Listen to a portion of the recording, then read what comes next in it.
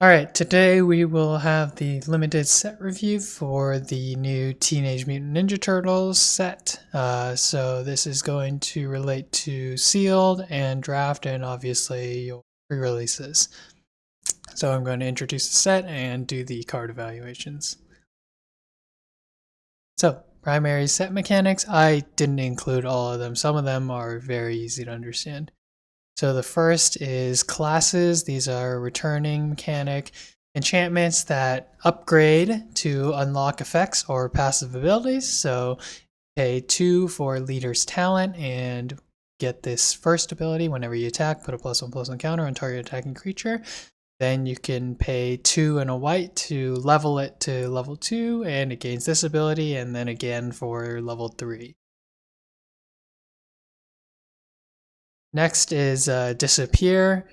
These are abilities that activate or trigger if a permanent left the battlefield under your control this turn. So importantly, it has to be one of your permanents. So Putrid Pals, it's a 4 mana 3/3 with Death Touch, but this creature enters with 2 +1/+1 counters on it if a permanent left the battlefield under your control this turn. Mutagen tokens. These are a new type of token similar to food or clues or treasures. They have an activated ability to pay 1, tap, and sacrifice them to put a +1/+1 counter on target creature. There are a number of creatures or spells in this set which create mutagen tokens, such as Genghis Frog here on the left. And then I think the last important mechanic to talk about is Sneak, probably the most complicated of the new mechanics. This is similar to Ninjutsu from the past, but there are some important differences. So Sneak is an alternative casting cost available by returning an unblocked creature you control to your hand during the declare blocker step. So in contrast to Ninjutsu, Sneak is an alternative casting cost, whereas Ninjutsu was an activated ability. Also, you must use the Sneak ability during the declare blocker step, whereas Ninjutsu you could use during the declare blocker step or after combat damage, actually. The other thing that's important with Sneak is because it's an alternative casting cost, you actually cast the spell. So first, there are some non-creatures that have Sneak, whereas that's not possible with Ninjutsu. But because you are actually casting the spell, it is relatively easier to interact with, mostly meaning that your cards with Sneak can be countered. All right, and then we have our limited archetypes. This is a smaller set, and so there's only 5 draft archetypes. We have the 5 enemy pairs here. Orzhov White-Black is ninjas and sneak. Blue-Red is a familiar artifacts theme. Golgari Black-Green involves food tokens and disappear. Then we have Boros Red-White, standard go wide aggro. Then Simic Green-Blue, a lot of mutant creature types, as well as mutagen tokens, taking advantage of +1/+1 counters and whatnot. This is the grading scale I'm going to implement. This is the same slide as last time. So we start with the A's. These are the best of the best, format all-stars. They cause big swings in game and applicable in a wide variety of game states. Many of them are comeback cards, and or they can outright win you the game when you're already ahead.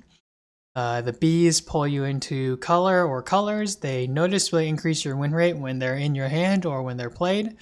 Most of the excellent common and uncommon creatures and removal fall into this category, as well as some of the rares that are just a step below the A's.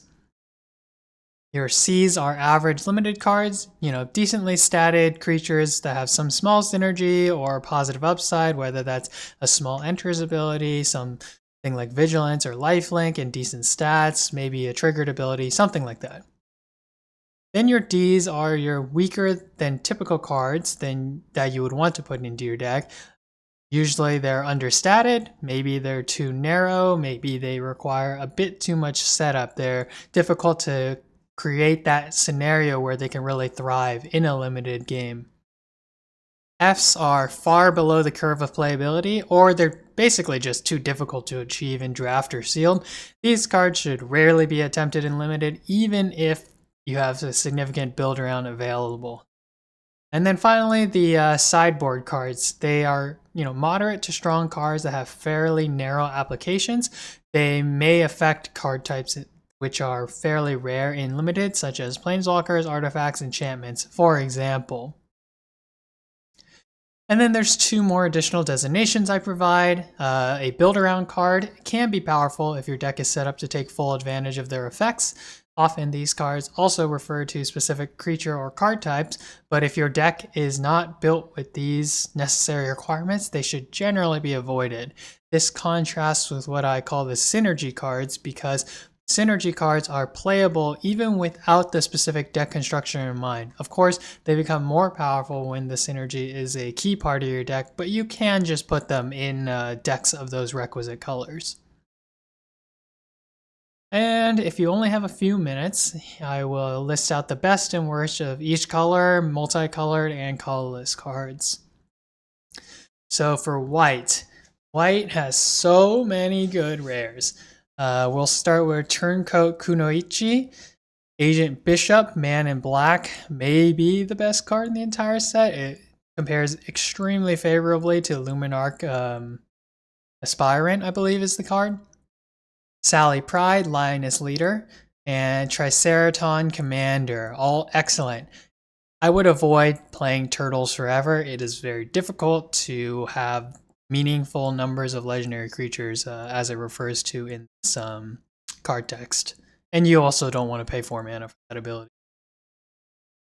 For blue, I found 2 cards which are really, really strong. Kitsune, Dragon's Daughter, amazing value. And then maybe one of the strongest uncommons, Metalhead. I would avoid playing Kitsune's Technique. You don't really want to play cards in draft that refer to milling your opponent. Turtles in Time, and Negate. There's just not that many non-creature spells that are being played over the course of a limited. For black, 2 cards to look for: Shark Shredder, Killer Clone, and Splinter, Hamato Yoshi, uncommon. And then we go to red. So maybe this is a bit telling, but I found no cards that are so good that you should basically always consider them. And I would highly advise against attempting Raphael's Technique or Broadcast Takeover. For green, there's an uncommon, Courier of Comestibles, excellent value. And I would avoid Turtle Power and New Generation's Technique, both of which I'll get into as we do the card reviews. For multicolored, I've got 5 rares and 5 cards here to talk about. Krang and Shredder, excellent value. The Last Ronin, I believe this to be the only board wipe in the set. Northwind Avatar, great value. 2 uncommons, Brilliance Unleashed, the Izzet uncommon, as well as Genghis Frog, the Simic uncommon. And for colorless cards, almost every artifact can be used in some application, but this land is just far too narrow in a limited environment. I would not suggest you play Northampton Farm. Okay, so we're going to start off with card evaluations with the commons and uncommons as usual. This time we'll start with the multicolored, but I've grouped them by their color pair so that it's easier to think about what the synergy of each draft archetype is. So starting off, Foot Elite, 2 and Orzhov for a 2/4 human ninja. Whenever this creature attacks, another target creature you control gets +1/+0 and gains indestructible until end of turn. So I rated this as a C+. So when you compare this card to Most Valuable Slayer, for 1 additional mana, you do not need Most Valuable Slayer to actually initiate an attack in order to activate its triggered ability. It is a much bigger downside that this creature has to attack itself, and it cannot give the buff to itself. There will be plenty of time. Like, I can see the upside. Like, the whole point of this is so that you give one of your creatures indestructible, so then something is unblocked, and then you can sneak out something on turn 4. I understand that line, but It's questionable to me whether there's going to be games in which you declare an attack with this thing and it basically dies. If you are on the draw, you play this on turn 3, they play something on turn 4, like there's going to be lots of games in which they have one big creature or two medium creatures where you cannot declare an attack with Foot's Elite. Like I can see how this does do a lot, but I can also see where it becomes a 3 mana 2/4. Karai's Technique. 1 white black for a sorcery. You can sneak it for white black.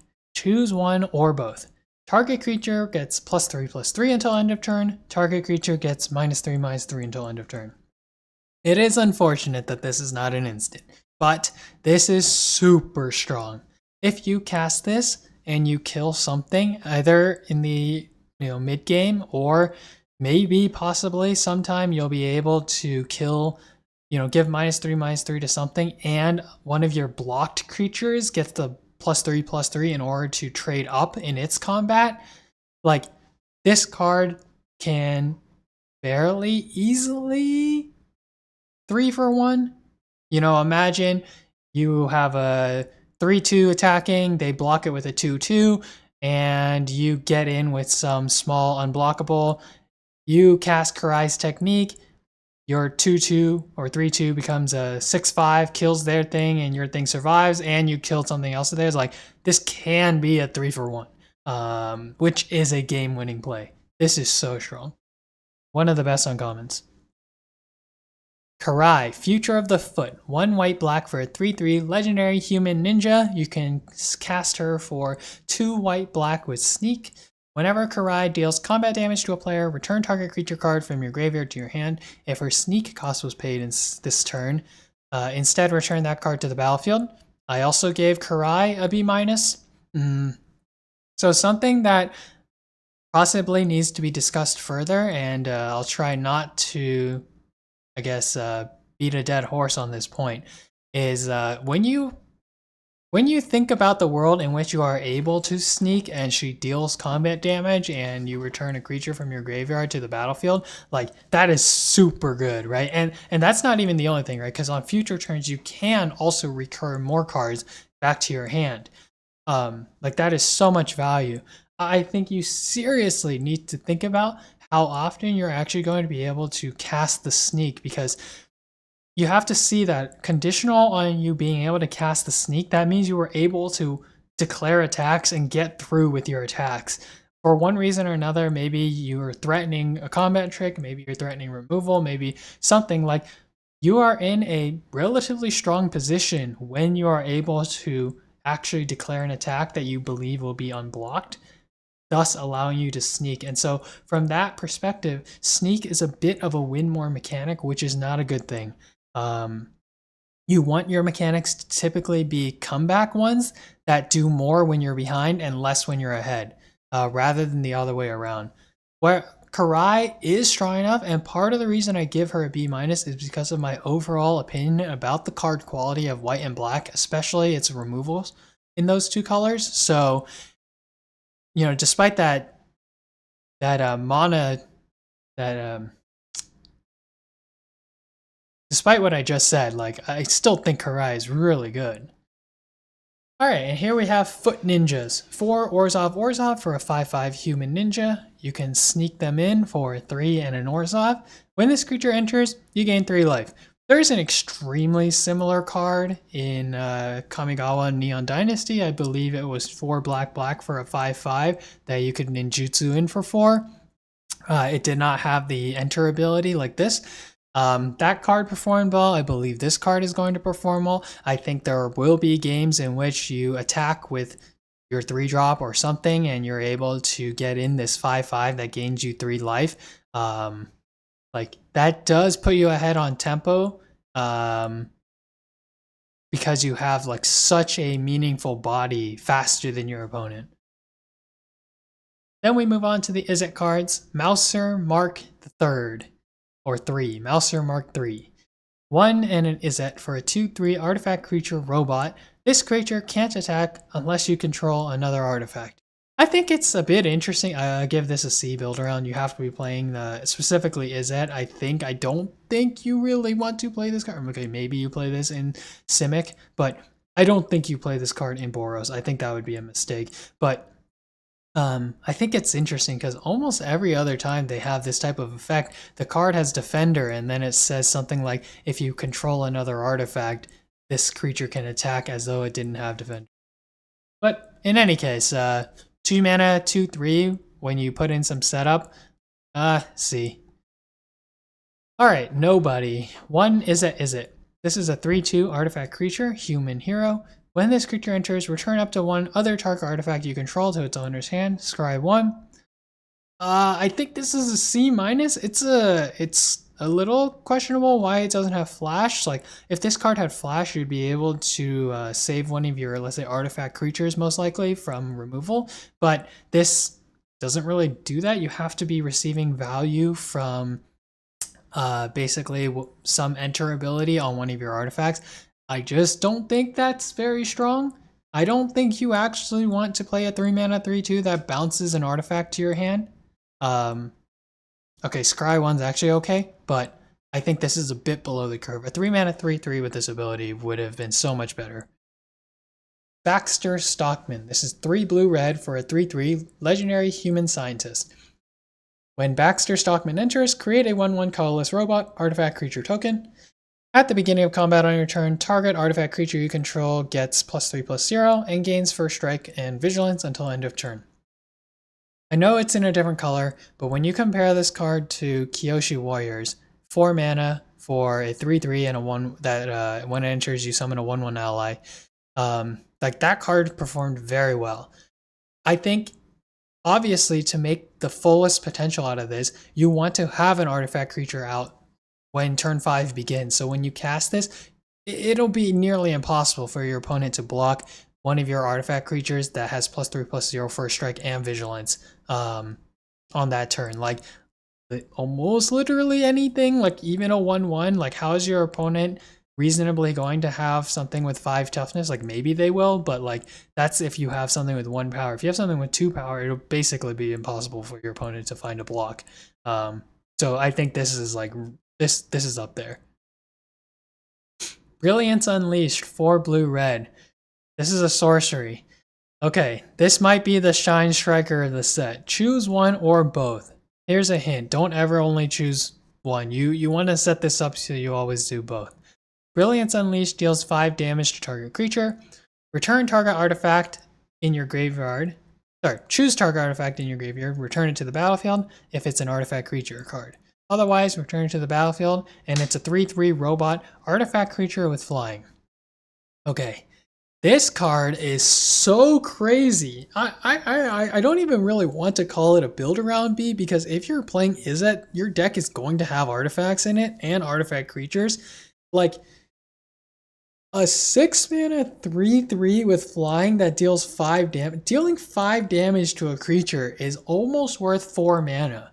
Like, it's worth more than 3 mana. You would play 3 mana sorcery speed, deal 5 damage to a target creature in red, or in blue for that matter. Like, that is a decent card. A 3/3 with flying costs 4 mana. Like, this is crazy. I understand you have to play artifacts. I understand you probably want to have like a food card, like you want a non-creature artifact in your graveyard when you activate this, but like, holy, like, compare this to Nebula Dragon. Nebula Dragon, again, like I said last time, 7 mana, 3/3 flying. When it enters, you deal 3 damage. You basically get the same body for 1 extra mana and 1 lower, like the ability is 1 less. You deal 3 damage to a target instead of dealing 5 to a target creature, right? Dealing 3 to a target is 2 mana. Dealing 5 to a target is at least 3 mana. And so, like, this card costs 1 less than Nebula Dragon, and its ability is like 1 better. Well, okay, Nebula Dragon's a 4/4, but you know what I'm trying to say. Like, this is actually Shine Striker. Alright, then we move on to Golgari. Ice Cream Kitty. 1 and Golgari for a 1/3 artifact creature. It's a food cat mutant. 2 mana, sacrifice another creature or token, draw a card, activate only as a sorcery. 2 and tap, sacrifice this creature, you gain 3 life. So it has the standard food ability. I think it's a build around C. I don't think you just slap this in any blue or green deck. It is powerful. For example, like if you can turn your mutagen tokens actually into cards by paying 2 mana, and you can, I mean, it doesn't say once per turn, so you can do this as many times as you want. Like that is really good. I guess I call it a build around C because I believe the skill cap to actually put this card into your deck and have it work is quite high. A 2 mana 1/3 food creature is not good. So you really have to set up the mutagen tokens or maybe even other foods or something. I don't think you want to sacrifice your own creatures that often. Like very rarely. In the extreme late game, if you somehow have some like 1/1s or something, sure. But you're looking for the mutagen tokens, the food tokens, whatever. Okay, Tainted Treats. This is crazy. 1 black-green, instant, destroy target artifact or creature. If its mana value is 4 or less, create a food token. Compare this card to Bake into a Pie. 2 black-black, instant, destroy target creature, and you create a food. So this costs 1 less. It is more flexible. It can technically target an artifact, although most of the time that's not going to happen.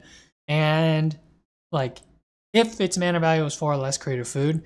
This is such a tempo swing. Like, I understand you cannot, like, I mean, you can use this as murder against like a 5 or a 6 mana creature, and murder is a perfectly fine limited card. But the upside versus Bake into a Pie is one of the strongest cards in limited for a common. Like, Tainted Trees is insane. B-. This is better than Bake into a Pie. All right, Putrid Pals. 2 Golgari for a 3/3 human ooze mutant with Death Touch. We talked about this earlier. This creature enters with 2 +1/+1 counters on it if a permanent left the battlefield under your control this turn. C-. You don't want to play this as a 4 mana 3/3 with Death Touch. That is not very good. And with setup, you get a 4 mana 5/5 with Death Touch. I'm relatively bearish again as to like how you set up the disappear to actually trigger on the turns that you want it to occur. Like, yes, with the Ice Cream Kitty, you can make that happen, but that requires you to pay 2 mana to sacrifice a creature or token, and then you need to play Putrid Pals. So like, even if you had Ice Cream Kitty on the board, you'd be paying 6 mana for Putrid Pals to be a 5/5, and you get to draw a card. Like, that's good, but it's not game winning for a 2-card combo. Oh. Also 3, you need to sacrifice something to begin with. Pizza Face Gastromancer. 3 black-green for a 2/4 legendary artifact food mutant. When Pizza Face enters, create a food token. At the beginning of your end step, if a permanent left the battlefield under your control this turn, put 3 +1/+1 counters on up to 1 target artifact or creature. If it isn't a creature, it becomes a 0/0 mutant creature in addition to its other types. You can pay 10 tap, sacrifice Pizza Face to gain 15 life. I'm pretty sure that is just flavor text, I guess. I think this is a build around D+. Again, I like compare this card to like that oof from was it called Glistening Barn from Lorwyn Eclipse? Like, that was a 5 mana 1/4, I think. I think this suffers from the same problem where the stats are just so bad. Again, on 5, how do you make this thing give the 3 +1/+1 counters? If you always got the first instance, let's say it said at the beginning of your end step, if a food entered the battlefield, then you can put the 3 +1/+1 counters on. Okay, then that's serious, right? That's a 2/4 that puts 3 +1/+1 counters on something and turns into a creature. But like, on the turn you play this on 5, how do you actually make it trigger? Like, if you're paying 7 mana, i.e. you cast this card, you sack the food, you get a 2/4 and a 3/3, that's still not good. Like, I wouldn't play 7 mana 2/4 summon a 3/3. That's not a good card. So the stats are just too weak, I think. Next, we move on to Boros. Crazy card. Mechanized Ninja Cavalry, 1 and a Boros for 1/1 Artifact Robot Ninja. When this creature enters, create a 1/1 Colorless Robot Artifact Creature token. This is insane. This is insane in Boros. This is insane if you're playing Izzet. This is okay, probably still good enough if you're playing Orzhov. Just getting the 2/1/1s because that increases the probability that one of them will be unblocked. I think this is a synergy C+. I think something quite interesting which is going to occur, and I promise you that this situation is going to happen more often than you think, is that you attack with the 2/1/1s and somebody inadvertently blocks Mechanized Ninja Cavalry. Sorry, someone accidentally blocks a token instead of Mechanized Ninja Cavalry. Because then you would be able to sneak in your creature, return this, and get additional value from casting this again.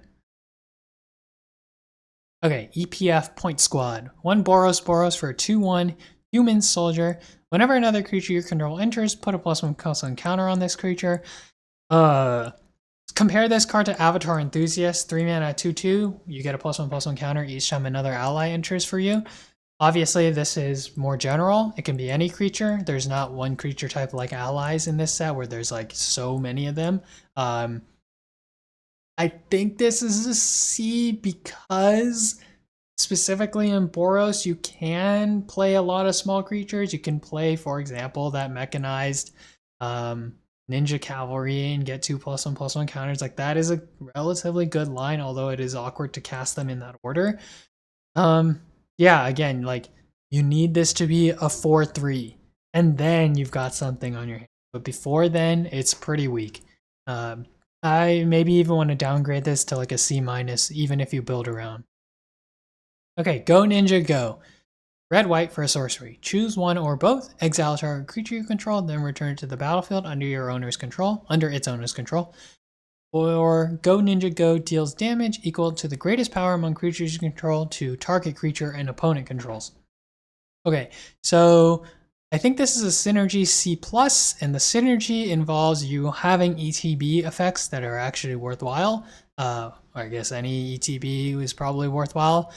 The nice thing about the second ability is that it will happen even if your creature gets removed. Like if you have 2 or 3 creatures or something and your biggest thing gets removed, because this does not require you to target your creature, it just chooses or selects the greatest power among the creatures you still control when it resolves. Like that is a saving grace for this bite effect. That is like, the biggest weakness of the bite effects. Well, the first being that you have to actually control a creature, and the second that you can get blown out if your creature gets removed. The Neutrinos. 2 red-white for a 2/4 flying elf rebel. Legendary. Whenever another creature you control enters, the Neutrinos get +1/+0 until end of turn. Whenever the Neutrinos attack, exile up to 1 target creature you own, then return to the battlefield under your control, tapped and attacking. I guess this is a synergy C. I think a lot of the times it'll be attacking as a flying 3/4, which is okay for 4. It's funny that you can exile like your opponent's creature that they control but you own, and then you would get it back. I don't think there's even a way for that to I guess there is a way for that to occur actually, but it is so rare that it's just funny that they didn't say exile up to 1 target creature you control. It's actually one that you own. But again, like some of these other cards, if you can get value from the flicker, then sure. Although, again, you might be sending your own creature to its death by doing this. So, since it's obligated to come back attacking. Alright, now we move on to Simic, the last group of the multicolored cards. Oops, okay. Genghis Frog, green-blue for a 1/3 legendary frog mutant rogue with trample. Whenever Genghis Frog or another mutant you control enters, create a mutagen token. I mean, you always get the first one, and yeah, you can get a lot from these. Like, this thing creates 3 mutagen tokens over the course of the game. you can get value from them, from sacrificing them with ice cream, that ice cream cat card, or you can, have the artifact synergy. You can turn them into creatures if you have those effects. Like, this does everything you want. It is really strong. One of the best signposts, I think. Slithering Cryptid, 2 and a Simic for a 2/3 fish mutant. When this creature enters, create a mutagen token. I guess this is a build around sea. Like, compare this to Genghis Frog. You pay 1 extra mana, you get 1 extra power, and you lose the trigger whenever the other stuff, like whenever another mutant enters. So, build around, because for this card, you have to get value from the mutagen token outside of just using it for a +1/+1 counter. I think if your only plan is to sack the mutagen token to give one of your creatures +1/+1, and that is the only way to like use it, I do not think you put this card in your deck. I think you have to turn it into a creature and put +1/+1 counters on it. You have to have like maybe the disappear so that you have something that you can sack, so then a permanent will leave the battlefield on your turn, something like that. On its face is not good enough. Lessons from Life, 2 green blue for a sorcery. Draw 3 cards. You may put a land card from your hand onto the battlefield tapped. So for a long time, we've had green blue, draw 1 card. You may put a land card from your hand onto the battlefield tapped. That card performs okay in limited. I believe it to be slightly above average. I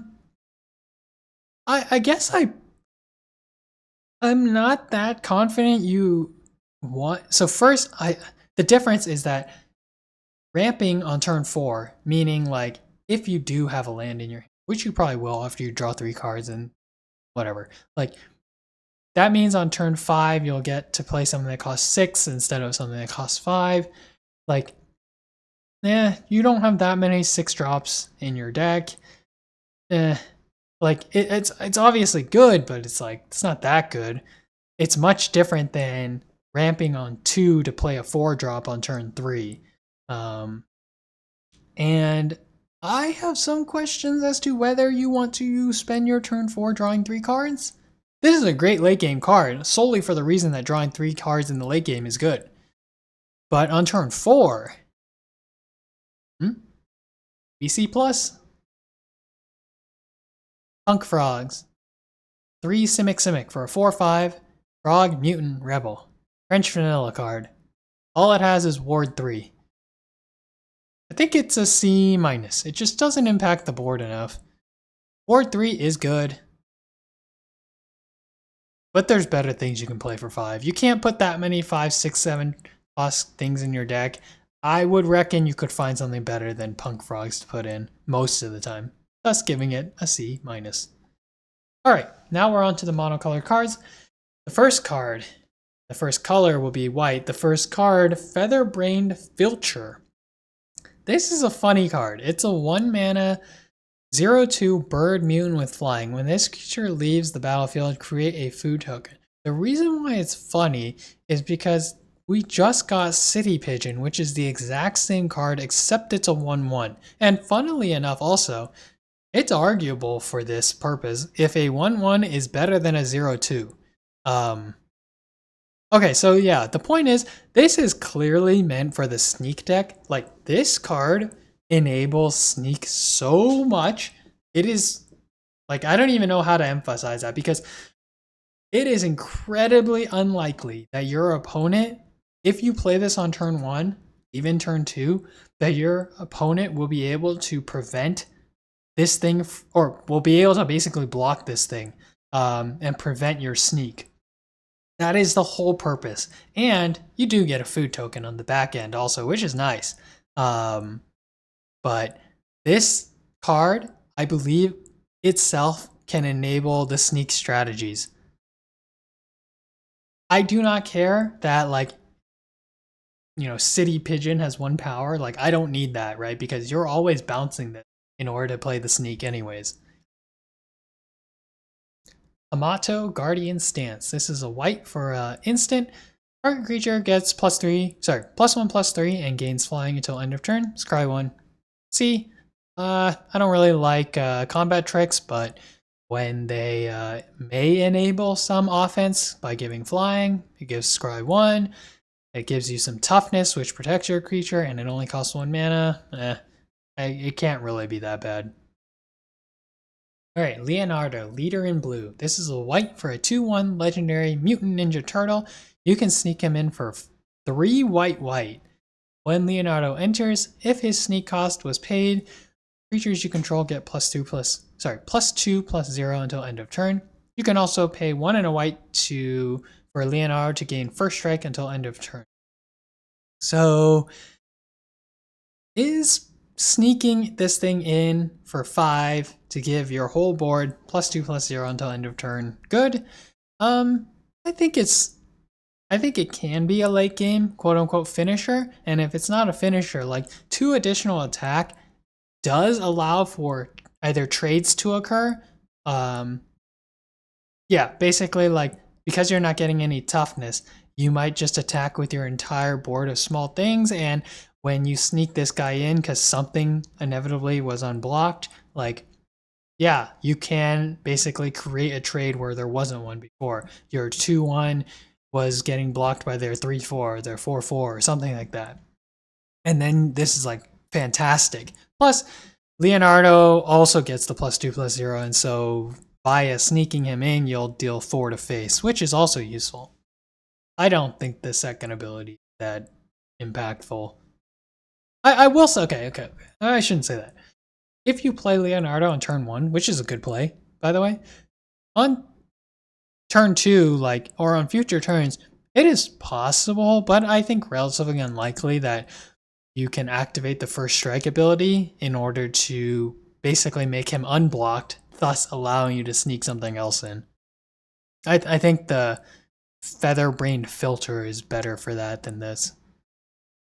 Okay, Quintessential Katana. White for an artifact equipment. Equipped creature gets +1/+1 and has, whenever this creature deals combat damage, untap it and you gain 2 life.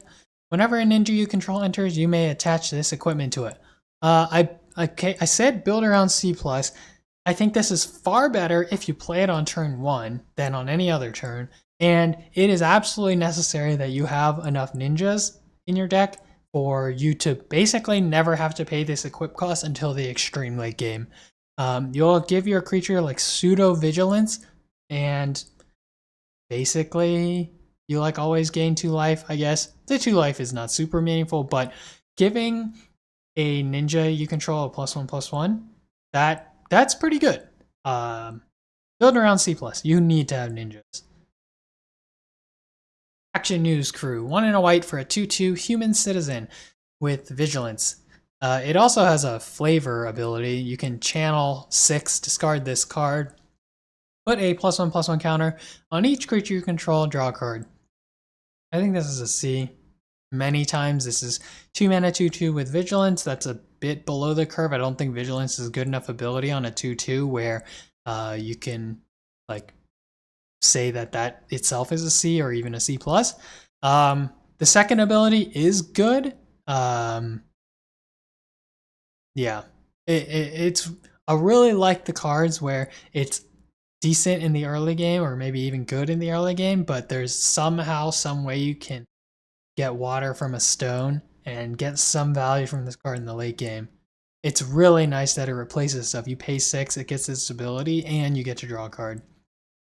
Oh, and for the flavor, I think April works at Channel 6 in Teenage Mutant Ninja.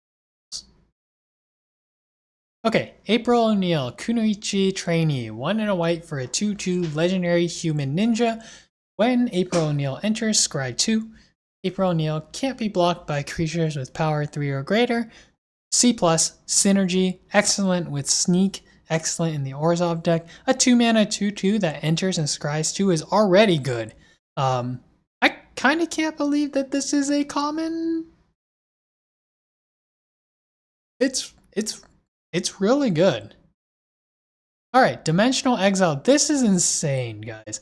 1 and a white.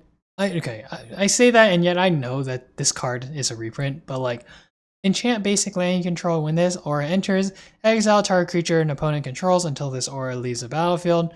You pick this card every single time you're playing white. Every single time you're playing Orzhov. This is probably the best removal spell. This is a B, almost simply because you cannot cut this card. It is so difficult to remove. This. Like, I understand, let's say Banishing Light or cards like that, 3 mana, exile, and non-land permanent, but for this to cost 2, basic lands are basically, you cannot remove them in limited, and so, like, 2 mana instead of 3, and Banishing Light is already a good card. This is crazy. Lita, Little Orphan Amphibian. 1 and a white for a 2/1 legendary mutant ninja turtle. Whenever another creature you control enters, choose one that hasn't been chosen this turn. Put a +1/+1 counter on Lita. Create a food token. Scry 1. B-. Fantastic value. Very easy to get the food. Scry. Make her a 3/2. Make her 4/3. Something like that. Like, really good. And like, you don't have to go out of your way to do anything. All you have to do is have creatures enter the battlefield. Uneasy Alliance, 1 and a white for an aura. Enchanted creature can't attack or block. You can pay 5, sacrifice this aura, exile enchanted creature. You create a 1/1 black ninja creature token. Activate only as a sorcery. I think this is Path to Redemption, except it creates it a ninja instead of an ally. That is a good card. This is a good card. Maybe you even get some extra value because you get a ninja, but even on the face, even if it wasn't a ninja, this would be good. High Flying Ace, 2 and a white for a 2/3 flying bird mutant. 3 and a white, target creature without flying gains flying until end of turn. Activate only as a sorcery. I think this is a D+. I think it's just too far below the curve. You don't want to play a 3 mana 2/3 with flying. I don't think you can afford to pay 4 mana for that ability more than once in an entire game anyways. Koya, Death from Above. 2 and a white for a 2/1 legendary mutant ninja bird. Flying. When Koya enters, exile up to 1 other target creature. At the beginning of your next end step, you may pay 3 and a black. If you don't, return that creature to the battlefield under its owner's control. I think this may be one of my hotter takes as well, but I think that this is a build around C-. I think a lot of people are more optimistic about this card, but when you price it out, like, when you cast this card on turn 3, how do you get value? You flicker something. Sometimes you have a 2 mana creature that gets value. Like, sure, that 1 in a Boros 1/1 that summons another 1/1. Sure, totally agree that this coming in to flicker that makes sense. But you don't want to play a 3 mana 2/1 that doesn't do anything. And if you're playing Orzhov, what do you get? You get a 7 mana 2/1 that, like, exiles one of your opponent's creatures. That's not good. It's like okay at best. Like, a 2/1 with flying is worth 2 mana. Exiling one of your opponent's creatures at sorcery speed unconditionally maybe is worth 4 mana. And that's quite a, I think, liberal estimate. And then you package them together. So, like, you get a 2 mana creature, you get approximately a 4 mana ability, and maybe you add an extra mana because they come packaged together. Like, that is okay.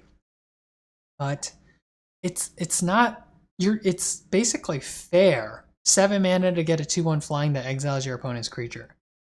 You don't want to play this on 3. It's okay at 7. And I struggle to see how this card performs above average. You don't want to play it for 3, and you're like, okay paying 7. Yes, there's some value that comes with it being flexible either as a 3-drop or as a 7-drop, but I just don't see how this card compares favorably to so many of the other Orzhov cards. Okay, Leonardo, Big Brother, 2 and a white for a 1/3 legendary mutant ninja turtle. So you can sneak for white. Leonardo gets +1/+0 for each other creature you control. Maybe hot take again. I gave it a D+.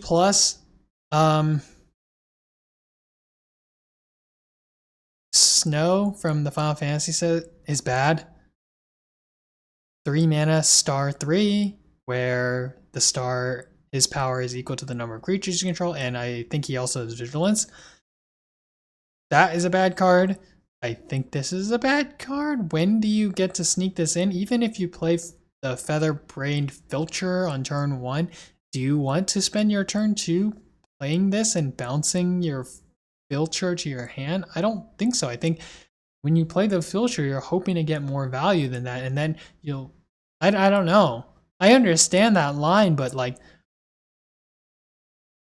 I don't know. It's not that good. Like, sure, exactly in the case where you play Featherbrain Filter on turn 1, and then you sneak in Leonardo turn 2, and then you recast Featherbrain. Like, yeah, that you'll have a board, and this will be a 2-3, but that would be the same as if you just played Featherbrain Filter and then you played a 2-3. Almost. Okay, make your move. 2 and a white for an instant. This is a reprint.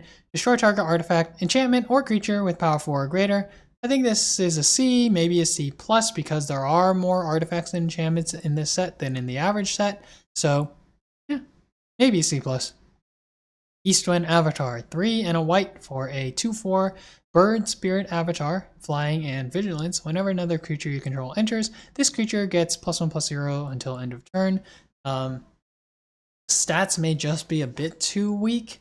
I don't guess most of the time you're attacking as like a 3/4 flying vigilance. That is decent, but then you're also blocking as a 2/4 almost always.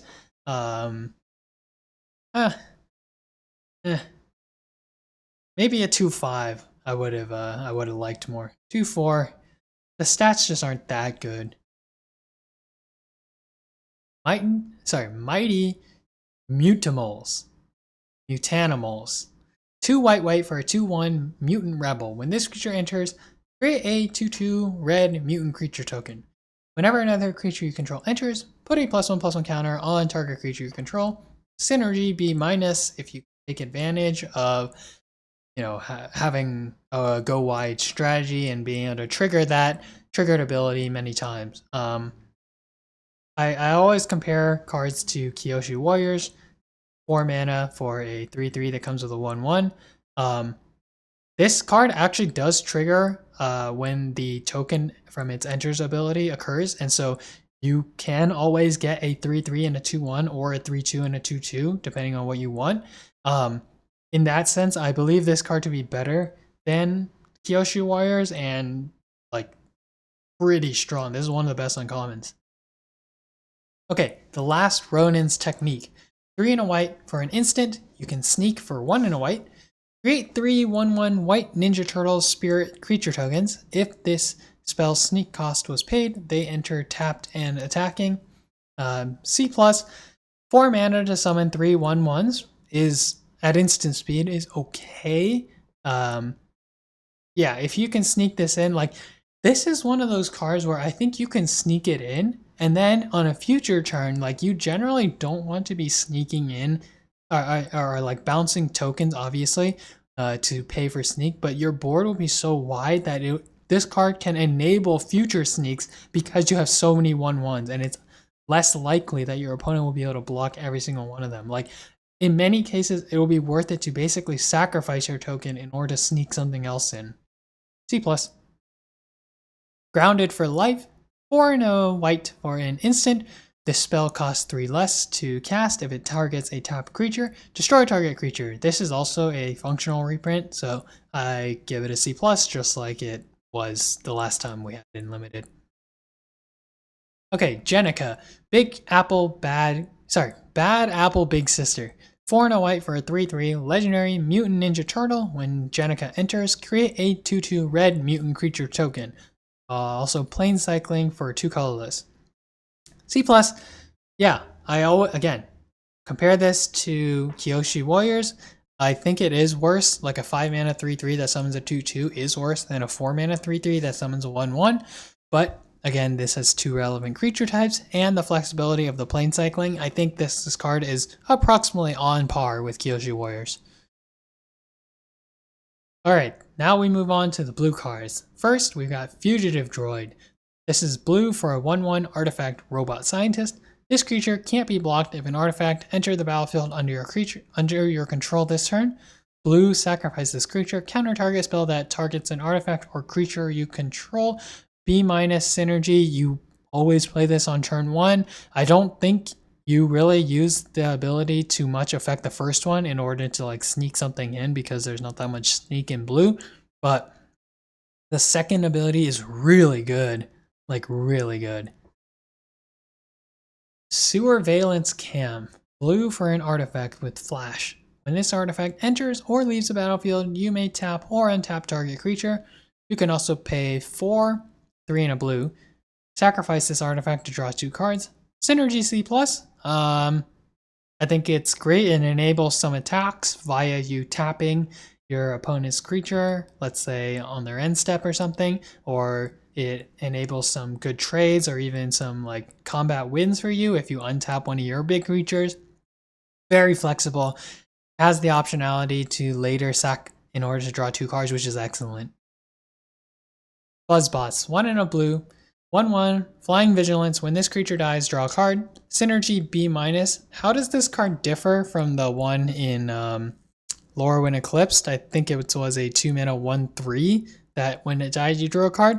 The difference is that first, this is a 1/1 with Vigilance, so you can attack. That, I mean, you're pinging your opponent basically for 1. 2, this creature can block any creature except ones that explicitly say they can't be blocked. And so it is far easier to actually induce the death to draw a card. For Station Commando, 1 and a blue for a 0/3 Crab Mutant Soldier. When this creature enters, create a mutagen token. It just doesn't do enough. Build around C-. The stats aren't there. Maybe at a... Okay, yes, I know Genghis Frog is a 1/3, but it has more ability. Like, if this was a 1/3, it'd be so much better. Alright, Negate, I already talked about this. 1 and a blue, instant, counter target non-creature spell. I would not attempt this. There's just not that many non-creature spells that your opponent is going to be playing. Their best cards are typically going to be creatures. April, Reporter of the Weird, 2 and a blue for a 2/2 legendary human detective. Whenever April deals combat damage to a player, draw that many cards, then discard a card. C- because the stats are just not there. This is almost always going to be draw 2 cards and discard 1 card, which is good. How do you actually attack on turn 4? I don't know. I don't know how you untap on turn 4 and actually declare an attack with April, so that is why it's a C-. Bespoke Bow, 2 and a blue. Artifact equipment. When this equipment enters, return up to 1 other target non-land permanent to its owner's hand. Equipped creature gets +2/+1 and has Vigilance equipped 3. Okay, so when you compare this card to, let's say, Glider Staff, I believe Glider Staff says when it enters, you get to airbend something, and equip costs 2, equipped creature gets +1/+1 and flying. +1/+1 and flying is so much better than +2/+1.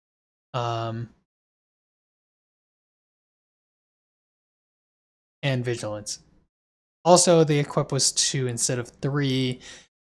I think, like, you have to ask yourself how much is a equipment that gives +2/+1 with Vigilance worth that has an equip cost of 3. Like, that's a bad card. Like, maybe I would pay 1 mana. The other ability to return up to 1 target non-land permanent, like, that is fine. But it's so tough. Like, the first time you put this on a creature, you need to pay 6. Like, that is so much. I didn't even put a slide for its grade. Wow. Yeah, I guess I'll rate this as a C. C-. Okay, Donatello's Technique. 2 and a blue, sorcery. You can sneak it for a blue. Draw 2 cards. C. I think you, at worst, Divination. Divination is probably slightly below the curve right now, but it's not that bad.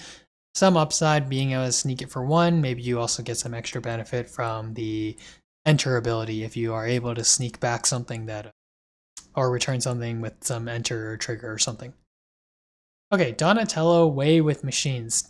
2 and a blue for a 1/2 legendary mutant ninja turtle with flying. Whenever an artifact you control enters, put a +1/+1 counter on Donatello. Build around C, you have to get the first one. I think there are many times in which you play this and it immediately dies. But it's just not that threatening. You need 2 for it to be good, right? Like a 3 mana 2/3 with flying, you would not put in your deck. I don't think so. Like 3 mana 3/4 flying, obviously that's really strong, but it takes setup.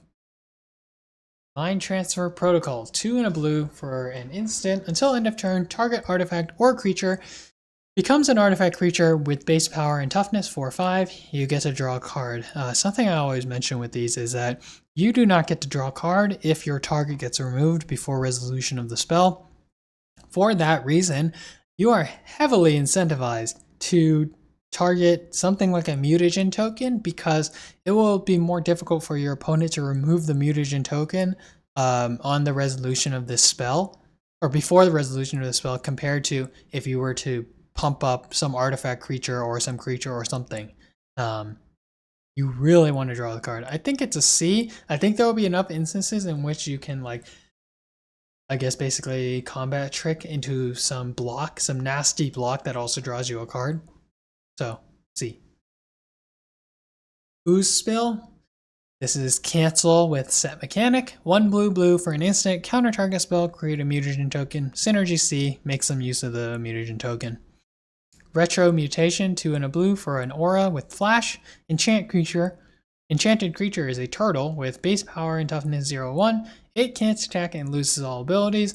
I think this is a D. Even Honest Work was not good, and that costs 2. Yes, I understand that made the creature into a 1/1 and it didn't have flash, but like, this is not worth an extra mana to make it a 0/1. Like, this is bad. Utrom Scientist. 2 and a blue for a 2/2 artifact creature. Utrom Ultrom Robot Scientist. When this creature enters, tap up to 1 target creature and put a stun counter on it. This is a C+. So much synergy here. You can enable attacks. You can, like, slow down the game to regain tempo. It's got everything you want. Donatello Turtle Techie. 3 and a blue for a 3/4 legendary mutant ninja turtle. When Donatello enters, if you control an artifact, draw a card. Build around C+, you have to get the card for this to be worth it. That should go without saying. Ray Fillet Man Ray. 3 and a blue for a 3/3 legendary fish mutant with flying. When Ray Fillet enters, create a mutagen token. You can pay 2 and remove a +1/+1 counter from a creature you control to draw a card. C+, got a lot of text. Everything in it is beneficial to you. 3/3 flying with upside, perfectly fine in blue for 4. Return to the Sewers. 3 and a blue. Instant, target creature's owner puts it on their choice of the top or bottom of their library. You create a mutagen token. Yeah, synergy C+, I can see it. Alright, here we go. Metalhead. This, oh god. Like, I'm relatively pessimistic about Izzet, but this card would make me want to play it. 4 and a blue for a 4/4 legendary artifact creature robot turtle. When Metalhead enters, return up to 1 other target artifact or creature to its owner's hand. You can pay red and sacrifice another artifact. Put a +1/+1 counter on Metalhead. He gains menace and haste until end of turn. A 5 mana 4/4 that bounces something that your opponent controls. Like, there's so much value here, and it's an artifact, and it's a creature, and you can turn your, like, mutagen tokens and make them even stronger by giving this thing menace and haste. Like, synergy B. Even if you're not playing red, like if you're playing the Simic blue, Simic deck, blue green, like this is still good enough. Stockman, Mad Flyentist. 4 and a blue for a 3/4 legendary insect mutant scientist flying. When Stockman enters, draw a card, then discard a card. Also has island cycling for 2. Yeah, this card already exists without the island cycling, and so I give it the same grade, which is a C-. Alright, and now on to the black cards. The first, Dream Beavers. Black for a 1/1 Beaver Nightmare with flying. When this creature enters, each opponent loses 1 life and you gain 1 life, scry 1. This card is better than the Featherbrain filters, and it is exactly why I actually think Orzhov and the Sneak deck is like a real thing. This card is so good, I almost can't believe it. I mean, I can believe it. I mean, it's not going to change anything in Constructed, but like, what? The ability to scry 1 is so good, like you can, I'm not suggesting that you try this, but like, it is much easier to keep a 2-land hand, for instance, if you are able to scry 1 on turn 1. That allows you to dig through 1 more card in order to find that 3rd land. This is nuts. Okay, Squirrelanoids. Black for a 1/1 Death Touch, Squirrel Mutant. C+, 1/1 Death Touch for black is very well known territory. Death in the Family. 1 and a black for an instant. Exile target creature with mana value 3 or less. C+, great card. No thought, no notes. Pain 101. 1 and a black for an instant until end of turn. Target creature gains Death Touch, and when this creature dies, return it to the battlefield tapped under its owner's control. See? I don't think there's that much value in Orzhov with the like flicker effects or like the enter ability. There's not that many. But the ability to make the trade and then get your card back because this thing gives Death Touch is relevant. Paramecia Coloniax. 1 and a black for a 2/2 zombie worm. When this creature enters, mill 3 cards. When this creature dies, you may exile it. When you do, put target creature card from your graveyard on top of your library. C+, I don't think there's that much as it pertains to like graveyard synergy in this, but it can get value. It's a good thing that you can choose, a great thing that you can choose whether you actually want to put the creature back on top of your library. Shredder's Armor. 1 and a black for an equipment. Equipped creature gets +2/+1. When this creature enters, attach it to target creature you control. You can sacrifice another non-land permanent to equip this. Activate only once each turn.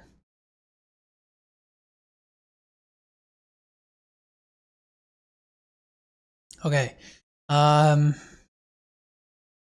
Equipment are not very strong. I don't know how many times you're going to be able to do this. Like, if you do this once, 2 mana to give a creature +2/+1 is not good.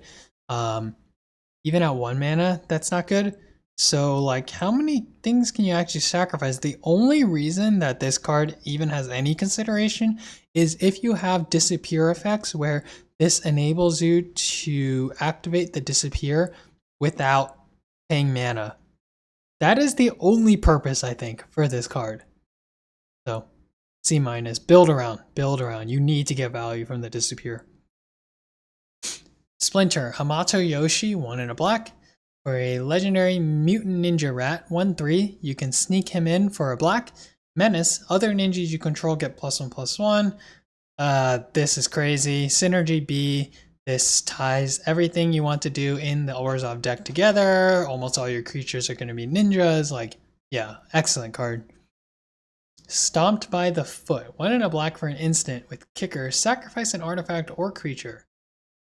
Target creature gets -2/-2 until end of turn. If this spell was kicked, that creature gets -5/-5 until end of turn. It's kind of funny that the only card in this set with kicker has a foot and presumably someone getting kicked. So that's kind of funny. I think it's also kind of funny that this is just like worse than Vane's Treachery. I understand Vane's Treachery is like really good, but like It's funny that they thought they needed to like make that card worse by giving it -5/-5 instead of -6/-6. But excellent card, B-, fantastic removal. Premium removal. Tunnel Rats, 1 and a black for a 2/2 rat. You can pay 5 to return this card from your graveyard to the battlefield tapped. D+, I'm not interested in playing this card. Insectoid Exterminator, 2 and a black for a 2/2 insect mutant with flying. At the beginning of your end step, if a permanent left the battlefield under your control this turn, scry 1. C question mark. I think even a C is quite generous. Orokusaki Shredder Rising, 2 and a black for a 3/1 legendary human ninja. Sneak for 1 and a black. Whenever Orokusaki deals combat damage to a player, you draw a card and lose 1 life. Build around C+, you build a deck that allows you to sneak, then Orokusaki can be great. If you are able to, get that card the first time, then and the second one allows you to trade, or you can keep him on the board in order to like block for a trade in the future, then you definitely won on that exchange. C+. Shredder's Revenge, 2 and a black for a sorcery. Choose 1, target player discards 2 cards, target player draws 2 cards and loses 2 life. C-. The first is Mind Rot, which is not very good in limited. The second, it's also just not that good. It's like as I said, like divination is kind of below the curve. I understand flexibility, yada yada, but I just don't think you want to do either of these two things that often. Shredder's Technique, 2 and a black for a sorcery. You can sneak for black. Destroy target creature or enchantment. If an enchantment was destroyed this way, you lose 2 life. I also think it's funny they have that part. What was the purpose? How many times are you actually going to destroy enchantment? But ultimately, I think this is a B-. Excellent removal, even at sorcery speed. It is really good that when you sneak, you can destroy a creature that was blocking one of your other creatures, which will save your creature. So that can sometimes be a 2-for-1. That's great. Anchovy and Banana Pizza, 2 black for an artifact food. When this artifact enters, destroy target creature. You can pay 2, tap, sacrifice this artifact. You gain 3 life. You gain 3 life. So it's at worst a sorcery speed bake into a pie. Bake into a pie is an excellent card, and so I'm not too upset about this being sorcery speed. Also, I mean, it does have some advantages in the sense that if you're able to bring this back from your graveyard, since it's an artifact, not like bake into a pie, which is an instant. There's more ways to do that in this set. Like, you can get additional value, but just all in all, like, bake into a pie as a sorcery is completely fine. Synergy B-. Foot Mystic, 3 and a black for a 2/4 human ninja warlock with lifelink. When this creature enters, if a permanent left the battlefield under your control this turn, create a 1/1 black ninja creature token. Build around D+. It's one of those cards where you have to have the disappear occur for it to be reasonable. So in the cases in which you cannot get that to trigger, it's pretty bad. A 4-mana 2/4 with lifelink, like that is a significant loss of tempo and board presence. Lord Dreg Insect Invader, 3 and a black for a 3/2 legendary insect warrior with flying. At the beginning of your end step, if a permanent left the battlefield under your control this turn, create a 1/1 black insect warrior creature token with flying. You can pay 3 and a green, sacrifice a token to draw a card. Build around C. The difference between this and Foot Mystic, first of all, a 3/2 with flying allows you to attack. Yes, it suffers from the same problem where if you do not get the 1/1, this is really bad. But this also occurs every turn, in which you have the disappear trigger. So if you get the first one, a 3/2 flying a 3/2 with flying that summons a 1/1 flying is really good, above average.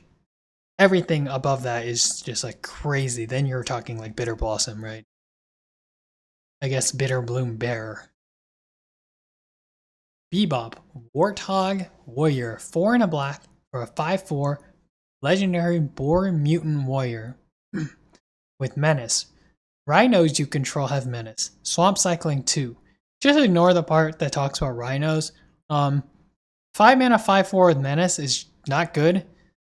When you compare this card, for example, to Jenica, like the 3/3 that summons a 2/2, like this is much worse. Much worse than that. Shredder Unrelenting, 4 and a black for a 6/4 legendary human ninja with Sneak, 3 and a black, Death Touch. Whenever Shredder enters or attacks, another target creature you control gains Death Touch until end of turn.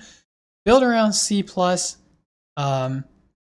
Again, because you sneak in before the damage calc, and so it is quite likely that one of your creatures will be able to like definitely trade against one of your opponent's creatures when you give it Death Touch with this ability. And off to the red cards. Casey Jones, Jury Rig Justiciar. 1 in a red for a 2/1 legendary human berserker with haste. When Casey Jones enters, look at the top 4 cards of your library. You may reveal an artifact card from among them and put it into your hand. Put the rest on the bottom of your library in a random order. So I think it is possible that you play 10 artifacts in your deck, in which case, you know, there would be something like a 70% chance that when you look at the top 4 cards, you actually get something. In that case, this is really strong. 2 mana, 2/1 with haste that draws you a card is really good. And I think that's why this is a build around C+. I think there is a chance that you play this just in Boros, just as a 2 mana, 2/1 with haste that maybe 30% of the time draws you a card because you don't have 10 artifacts. Maybe you're playing 6 artifacts or something in your deck. But yeah, this has some... You can build around in a lot of ways to make this valuable for your deck. Hardwan Jite, 1 in a red for another equipment. Equip creature gets double strike, equip 2. I put this as a C-. First, you don't want to pay 4 for the first instance of this. I just don't know how you're going to have time to play these equipments and like equip them to everything. I think you should just play creatures. Like, that's better than trying to like do this whole thing. Manhole Missile. 1 in a red for an instant. Manhole Missile deals 3 damage to target creature. You may put a card from your hand on the bottom of your library. If you do, draw a card. This is another functional reprint. I give it a B-. Great card, gives you some card selection. Dealing 3 damage to a creature at instant speed is already good, and then you're basically rummaging. So yeah, great value. Mouser Attack. 1 in a red for an instant. Choose 1. Create a 1/1 colorless robot artifact creature token. Target creature gets +3/+0 and gains first strike until end of turn. C-, you really don't want to do the first one, and the second one is like a pretty mediocre combat trick. Mouser Foundry. 1 in a red. When this artifact enters or leaves the battlefield, create a 1/1 colorless robot artifact creature token. You can pay 4 in a red, sacrifice this artifact. It deals 3 damage to target creature. Synergy B-. I think you play this in every red deck, specifically in the Izzet deck. This is excellent. Like, really good. It's also something that you can bring back with that Brilliance card. Like, holy moly. You pay 6 for that, you bring this back, it summons a 1/1, you deal 5 to something, and Mouser Foundry becomes a 3/3 with flying. The value. Purple Dragon Punks. 1 in a red for a 2/2 human rogue. Tap to add red. Spend this mana only to cast an artifact spell or to activate an ability. I think build around C+. You play this in the Izzet deck. You don't play this in Boros. Raphael, Tough Turtle. 1 in a red for a 1/3 legendary mutant ninja turtle. Whenever another creature you control enters, Raphael deals 1 damage to target opponent. The stats are so weak. Yeah, I think it's a build around C-. Also because it's legendary, you can't stack this ability, which sucks. It's like, what is this even for? I don't know. Wingnut Bat on the Belfry. 1 in a red for a 1/2 legendary bat mutant. Whenever another creature you control enters, Wingnut gains your choice of flying, menace, or haste until end of turn. Whenever Wingnut attacks, each other attacking creature gets +1/+0 until end of turn. I also rated this card as a C-. The stats are just really weak. What is the point of like all the I don't know. I don't know. How do you ever attack with this thing? Janika's Technique. 2 in a red for an instant. You can sneak it for a red. Janika's Technique deals 2 damage to each creature. D+. These cards never work in good. Especially in Boros. This would actually be self-sabotage.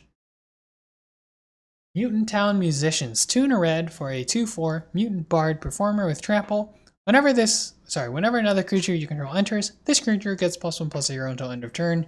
C, I think in Boros you can frequently attack as a 3 mana 3/4 with Trample, sometimes with 3 mana 4/4 with Trample, and I think that's fine.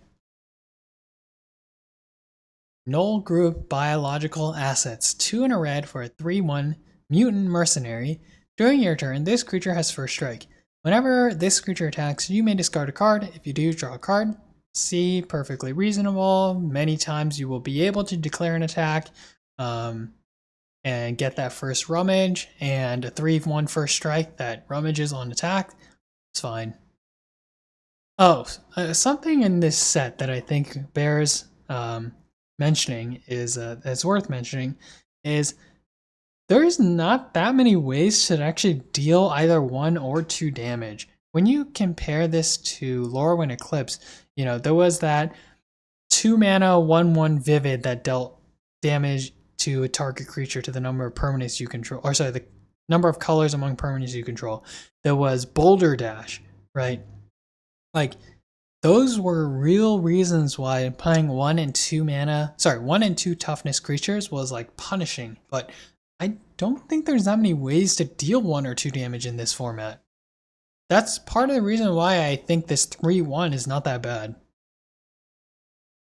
Spicy Oatmeal Pizza. 2 in a red for an artifact food. When this artifact enters, it deals 4 damage to any target and 3 damage to you. 2 tap, sacrifice this artifact, you gain 3 life. I think this should probably say Synergy B-. 3 mana to deal 4 damage at sorcery speed is fine. I think that's perfectly reasonable. You would like that to be an instant, but it's okay. And maybe you get value from the food. This is really good to recur also from your graveyard after you sacrifice it. Bot Bashing Time. 3 in a red for a sorcery. Bot Bashing Time deals 6 damage to target creature. If that creature would die this turn, exile it. We've seen this type of card before. C+.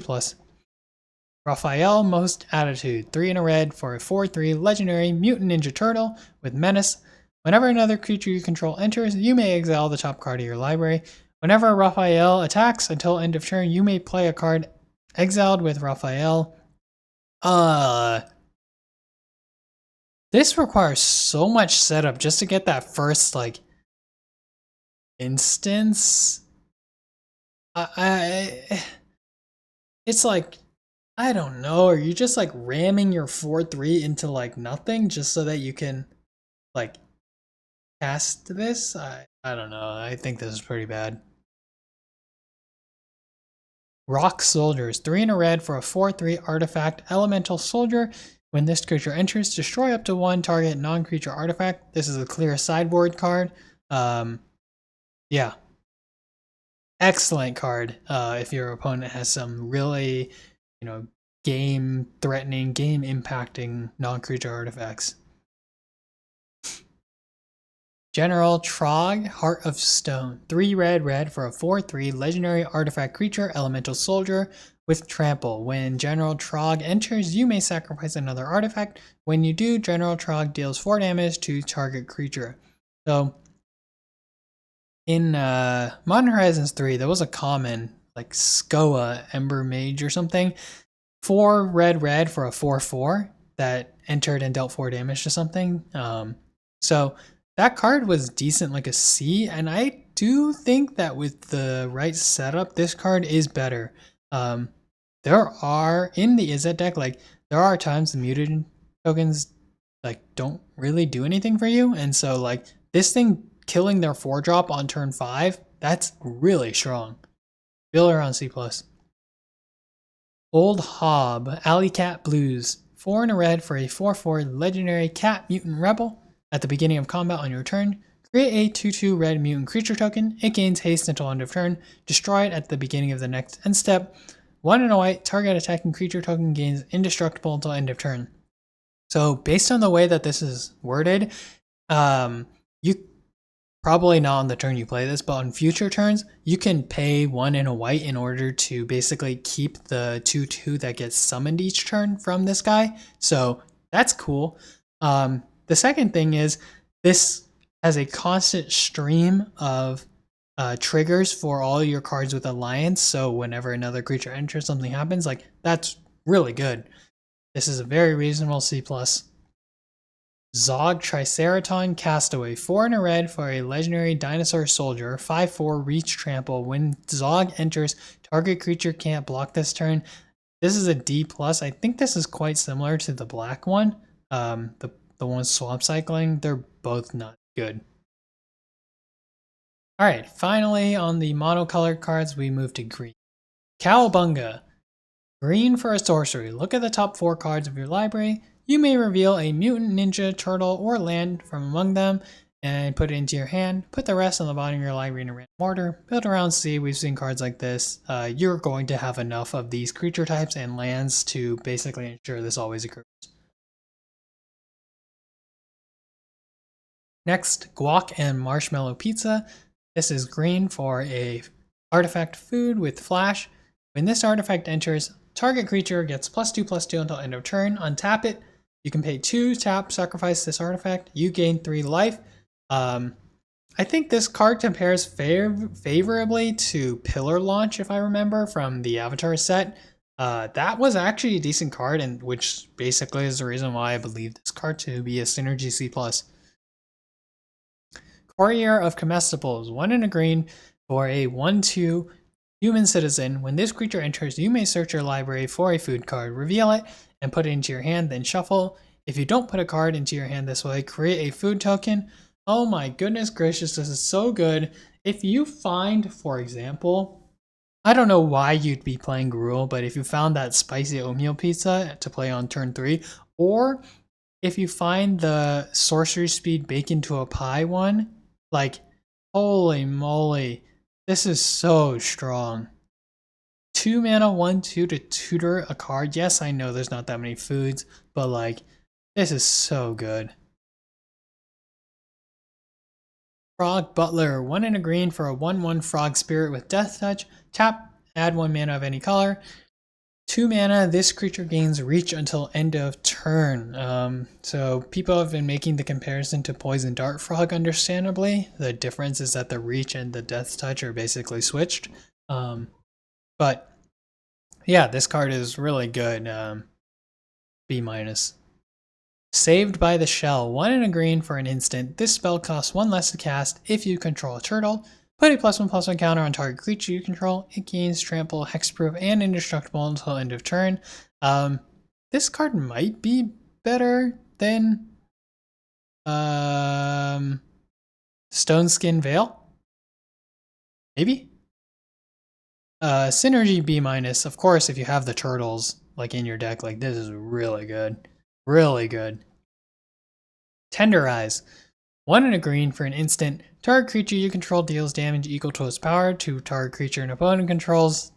This is just a bite. I think it's pretty funny. There's so many functional reprints in this set, but I'll give it a C. Zoo Escapees. 1 and a green. Sorry.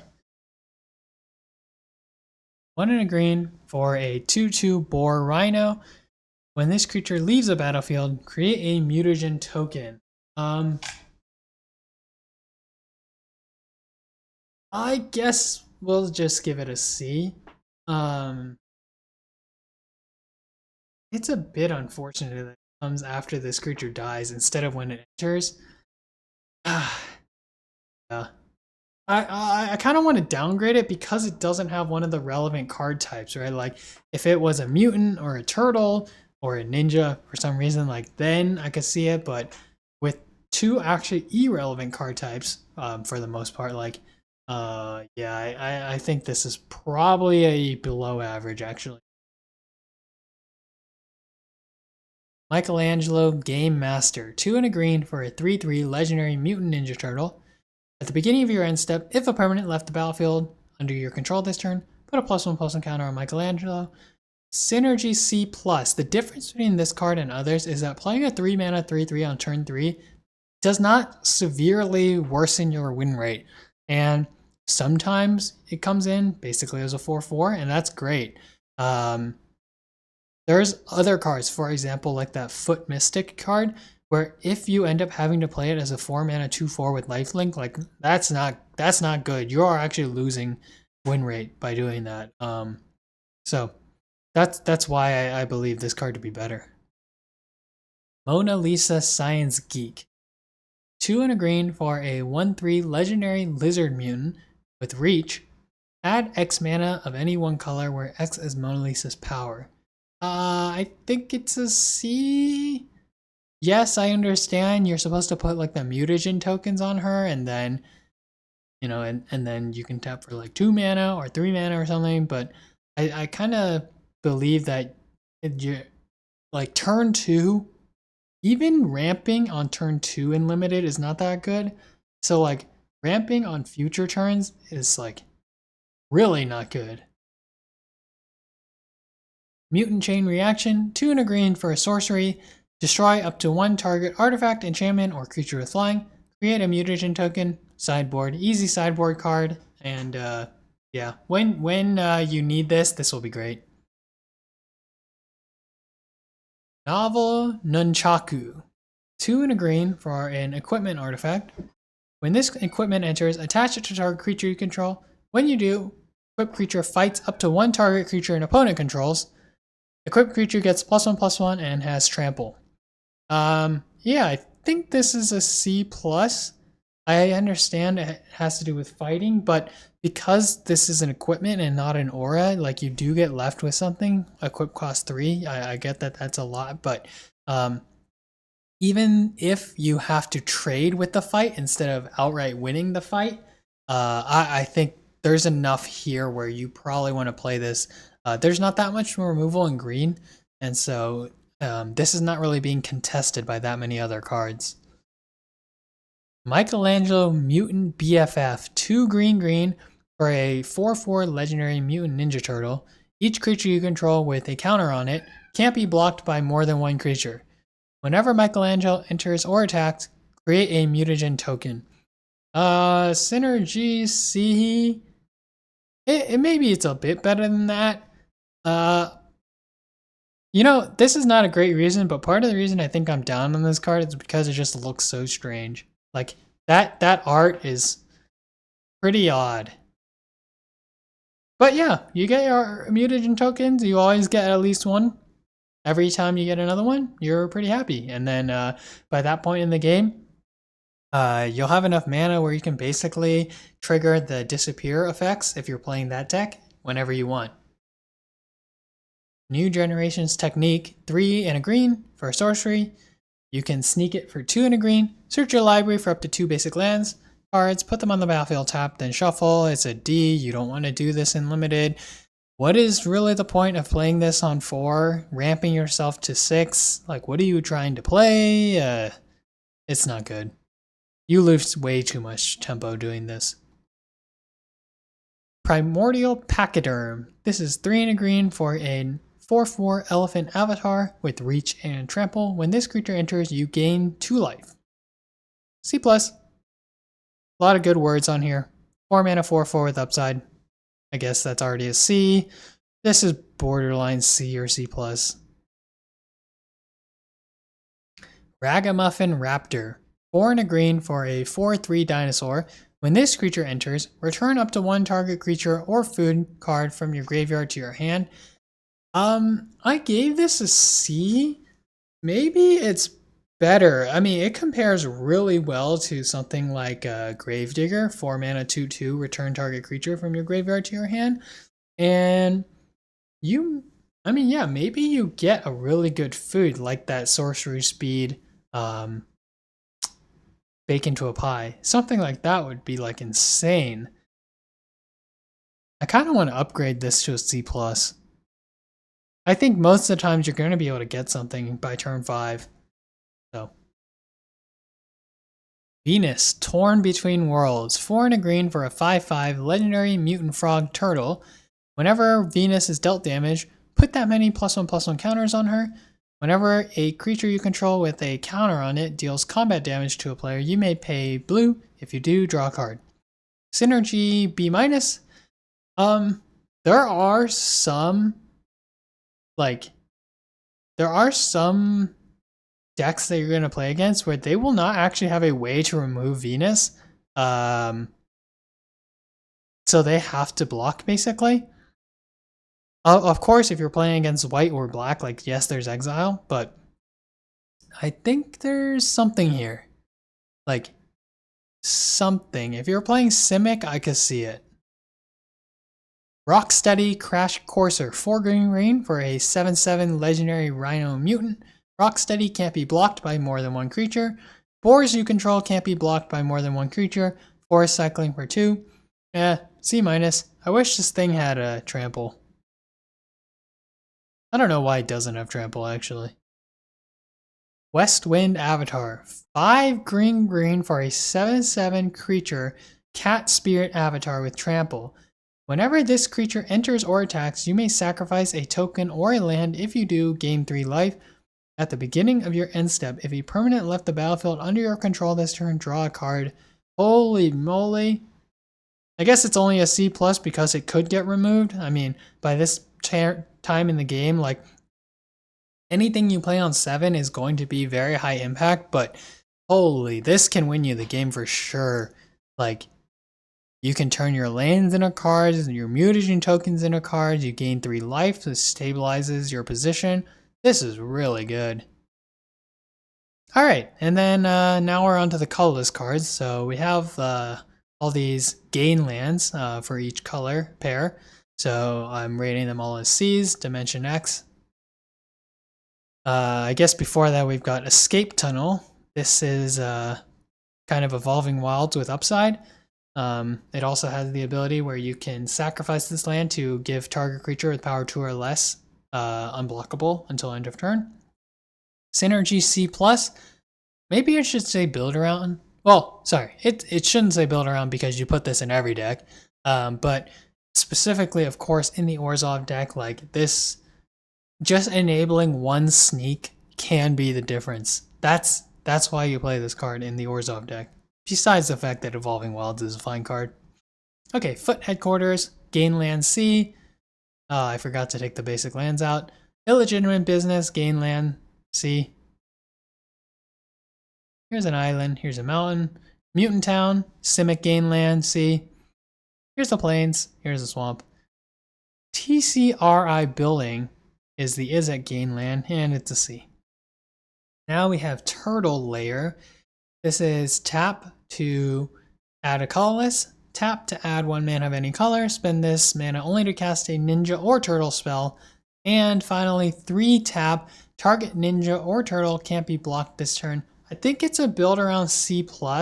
When you look at, for example, how good Rogue's Passage is in Limited, it's pretty decent, and this costing 1 less, specifically for card types that you actually care about, that's good. So I think this can be a good card. I understand you typically don't want to be putting these like lands that tap for colorless into your deck, but I guess definitely see this one. I mean, not only does it enable the sneak, but like your ninjas and turtles are legitimate creatures that deal legitimate damage. So like this can be a win condition as well. Skateboard. This is a artifact equipment for 1 Colorless. When this equipment enters, tap target permanent. Equipped creature gets +1/+0 and has haste. Equip 1. Build around C. You get some artifact synergy here. If you have any benefit from that, I think like this is good enough to go into your deck.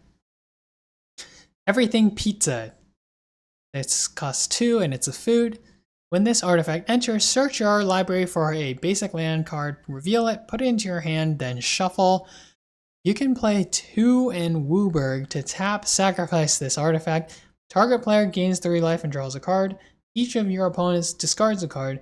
This artifact deals 3 damage to any target. Put 3 +1/+1 counters on up to 1 target creature. Build around D. I don't think you're gonna be playing the 5-color deck in this format. Interestingly, like I know you gain 3 life from that ability, but I think this is the only artifact food that does not have a 2-mana tap to gain 3 life. Omni Cheese Pizza. This is 2 for an artifact food. When this artifact enters, draw a card. 1 tap, sacrifice this artifact, add 1 mana of any color. 2 tap, sacrifice this artifact, you gain 3 life. C-. This is, I think, it's demonstrably worse than Prophetic Prism, which filters your mana once a turn, but you don't have to sacrifice it. So I think it's a C-. There's better foods you can get. Hench Boss, 4 mana for a 2/3 robot. When this creature enters, exile target tap creature an opponent controls until this creature leaves the battlefield. D+, it's too easy to remove. It's too narrow in what it can exile. So, yeah. Then we have Turtle Blimp. This is 5 mana for a 3/4 flying. When this vehicle enters, create a 2/2 red mutant creature token with crew 2. You may be surprised as to why I gave this card a C-. There's a fairly similar card, I believe, in Final Fantasy, which was 4 mana for a 4/4 that summoned a 1/1 and had crew 1. And you may make comparisons like, oh, they both summon the creature that is required in order to actually crew the vehicle. But first, this thing costing 5, yes, it has flying, which is good, but it costs an extra mana. I think the big difference is crew 2 is that much worse than crew 1, where I am concerned that when the 2/2 red mutant creature gets removed somehow, you will not be able to actually attack nor block with Turtle Blimp. Okay, so that was the last of the commons and uncommons, and so now we will go to the rares and mythics. First, we've got Dark Leo and Shredder, white-black for a 1/3 legendary creature, mutant, ninja, turtle, human. Sneak for white-black, attacking ninjas you control have Death Touch. Whenever Dark Leo and Shredder deal combat damage to a player, create a 1/1 black ninja creature token. Then if you control 5 or more ninjas, that player loses half their life rounded up. I think this is a synergy B+. I think it's a very reasonable card. You can play this on 2 because it has Death Touch. I don't think your opponent is going to really want to trade, and even if they do trade, it's not the end of the world. Getting the extra 1/1 is excellent. I don't really think you should... that last part about making your opponent lose half their life is not going to come up very often. Next, Mikey and Leo, Chaos and Order. This is Selesnya for a 2/2 legendary creature, mutant ninja turtle. Whenever you put a counter on a creature you control, draw a card. This ability triggers only once each turn. The reason I rate this as a B is because Selesnya is not one of the draft archetypes in this set, so you have to play this basically as double green or double white, which makes it far more difficult to cast in a 2-color deck. If you get this ability to go off once, it is excellent. And I think in Golgari, you will be able to do that with some frequency. I have my doubts about whether you'll be able to do that too much in Boros, white-red. But same within Orzhov. White-black is not really the +1/+1 counter deck. Taka and Raza, terrible 2s. This is a Rakdos for a 3/2 legendary creature, turtle, wolf, mutant. The spell can't be countered. Menace. Whenever a player casts a spell, if the amount of mana spent to cast it was less than its mana value, Taka and Razar deal 3 damage to that player.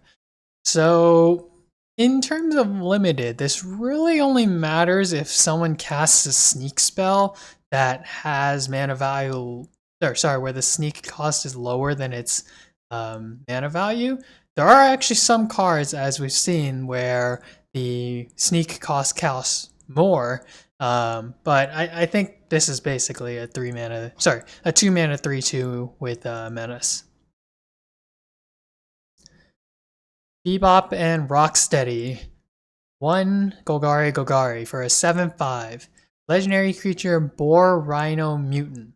Whenever Bebop and Rocksteady attack or block, sacrifice a permanent unless you discard a card. So something about this is a 3 mana 7/5 is really strong, and there are not that many ways to, I guess, change this card's stats such that you would not want to attack with it. Meaning, like, if you get to untap with this on your 4th turn, I think you're going to be declaring an attack in order to sack a permanent or discard a card. It also does let you activate your Disappear for quote-unquote free, since you are able to sack a permanent without needing a card to do that. That is a benefit, and yet still it's difficult for me to see how you really win the game with this. If they have chump blockers, this is really bad, right? Like, this, you could lose the game with Bebop and Rocksteady. Okay, Dawn and Ralph. Hard Science. 1 Is It for a 2/4 legendary creature, Mutant Ninja Turtle. This is, it has Menace, and whenever Dawn and Ralph attack, the next non-creature spell you cast this turn has affinity for artifacts. 3 mana 2/4 with Menace is a fairly decent stat line. I like that it's actually in one of the draft archetype colors, blue-red. However, you just don't have that many non-creature spells in order to, like, make the most use out of this ability. It would be better in limited if it said your next artifact spell you cast this turn, since there are many artifact creatures, for example.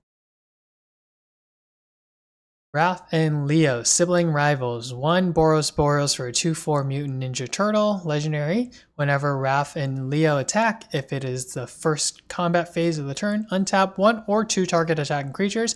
After this phase, there is an additional combat phase.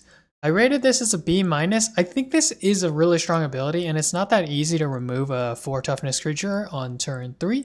It's a little bit awkward because the Boros deck typically wants to be go wide aggro, and a 2 attack creature on turn 3 is not the most aggressive thing you could be doing. But yeah, I think it's a B-. You always play this card when you are playing Boros. Splinter, Radical Rat. 1 Orzhov for a 2/4 legendary creature, Mutant Ninja Rat. If an ability of a ninja creature you control triggers, that ability triggers an additional time. It also has an activated ability, 1 in a blue. Target ninja can't be blocked this turn. So unfortunately, because white, blue, and blue, black are not supported archetypes, I think it is relatively unlikely you ever actually use that second ability. I think you want to play this specifically in the sneak deck, and many of the sneak creatures have triggered abilities either on entry or when they deal combat damage. So I think synergy B. Mikey and Dawn, Party Planners. 2 Simic for a 3/3 legendary creature, Mutant Ninja Turtle. Ward 2. You may look at the top card of your library anytime. You may play lands and cast Mutant, Ninja, or Turtle spells from the top of your library. If you cast a creature spell this way, that creature enters with an additional +1/+1 counter. So from the baseline of 4 mana 3/3 with Ward 2 is okay, playable. I don't think you're very happy about it.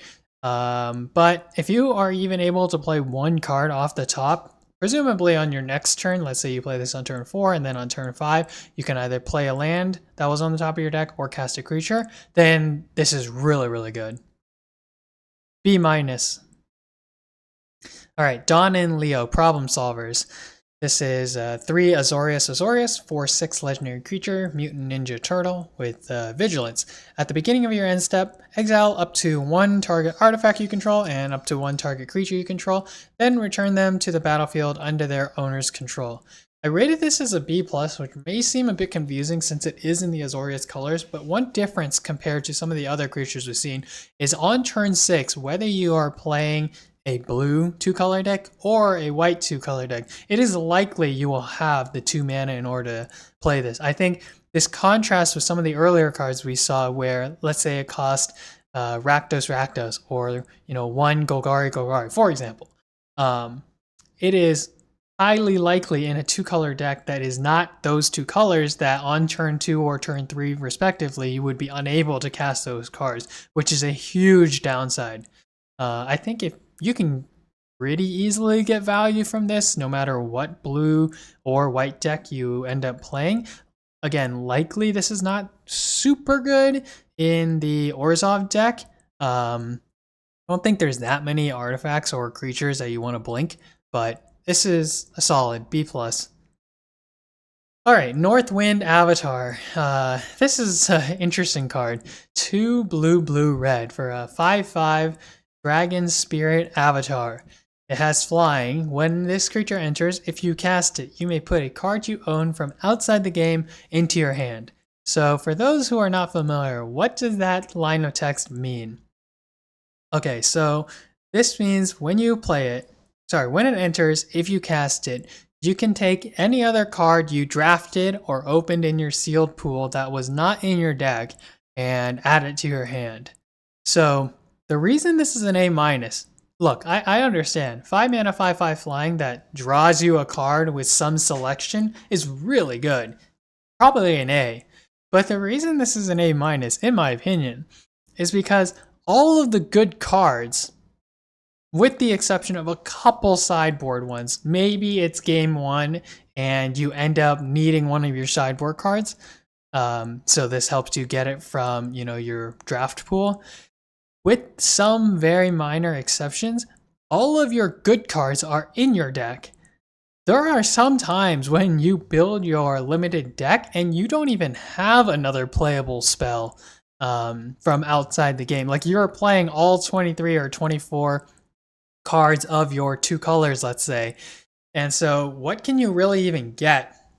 I understand, even if you draw a bad card, this is value, and a 5 mana 5/5 flying that has upside just is a good card. But I don't think it's as good as it may seem, because you have to understand that the card you get was your 25th spell or 24th spell if you're playing a 23 spell deck, which is below average.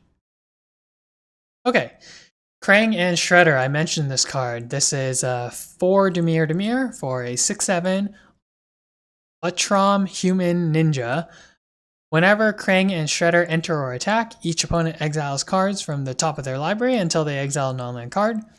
It has disappear at the beginning of your end step. If a permanent left the battlefield under your control this turn, you may cast a card exiled with Krang and Shredder without paying its mana cost. Okay. So a 6/7 that has some type of enter ability, forget the second part for now. That enter/attack ability is basically meaningless on its own, right? Then when you add on the second part, it's obviously really strong. I have some questions as to whether you're going to be able to trigger it that often on the turn you play Krang and Shredder. That is the best outcome. I think it's still good enough where if your opponent does not remove this, I would think you have the ability to activate that second ability if you're able to untap with Krang and Shredder, meaning like you played it on turn 6, on turn 7, you have 7 mana available in order to make the disappear thing actually trigger. I don't think there's that many ways on turn 6 to play Krang and Shredder and actually induce the permanent to leave the battlefield. Your opponent is not going to block, even if you just randomly try to run in with some small creature. A-. The Last Ronin, 4 black green for a Saga enchantment. The first chapter is to destroy all creatures. The second chapter, mill 4 cards. When you do, return target creature card from your graveyard to your hand. Third chapter, whenever a creature you control attacks alone this turn, put 3 +1/+1 counters on it. It gains trample, lifelink, and indestructible until end of turn. Okay, the first part is maybe the most important part. 6 mana to board clear in a draft environment that doesn't have a lot of board clear is really good.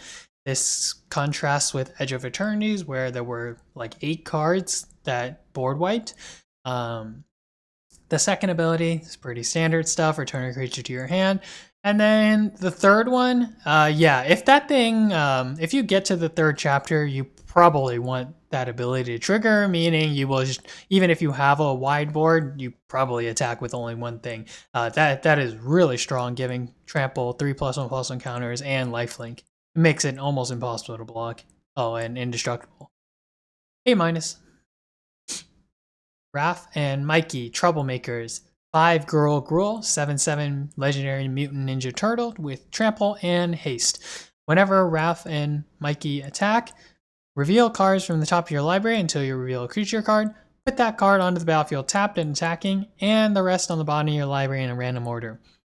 I think this is surprisingly only a B. For 7 mana, yes, this is kind of like a removal check where if you cast this and your opponent doesn't remove it, you are probably in a winning state. I think it's a bit unfortunate that you cannot choose whether the creature that is put onto the battlefield from this ability is attacking or not, because I do think there will be plenty of times in which you basically reveal some mid-range or small early game creature and it just gets chump blocked, or not even chump blocked, it just dies to your opponent's late game blocker. But ultimately this is more a question of whether you can make it to 7 mana and have the time afforded to actually cast the spell and declare an attack. Okay, that was all the multicolored rares and mythics. Now we'll start with the monocolored ones. So Prehistoric Pet. White for a 1/2 dinosaur ninja. This creature can't be blocked by creatures with greater power. It also has 1 and a white tap to return another target creature you control to its owner's hand. Activate only during your turn. I don't think that second part matters too much. I think this is a great sneak enabler. 1 mana, 1/2. It is very difficult to, or it is very likely your opponent does not have a 1 power creature in order to prevent you from sneaking in your bigger stuff.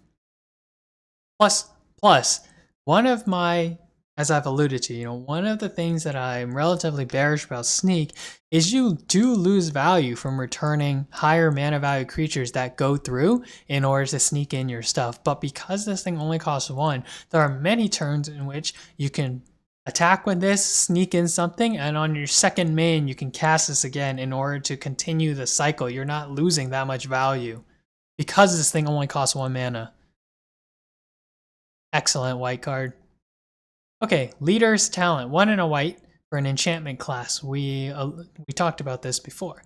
Whenever you attack, put a +1/+1 counter on target attacking creature. For 2 and a white, level 2, whenever a creature you control leaves the battlefield, if it had a counter on it, you gain 2 life. 3 and a white, level 3, whenever you cast a spell, put a +1/+1 counter on each creature you control. Okay, the reason I put this as a B, I think the first ability is weaker than, I'm not sure what the card is called, maybe Dollmaker Shop or Porcelain Shop from Dustmourne. It created a 1/1 toy whenever you attacked.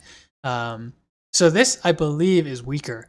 But I really don't think the level 2 matters at all. But the level 3 is so strong. If your opponent does not have enchantment removal, it will be nearly impossible for you to lose the game if you can untap with the level 3 ability activated.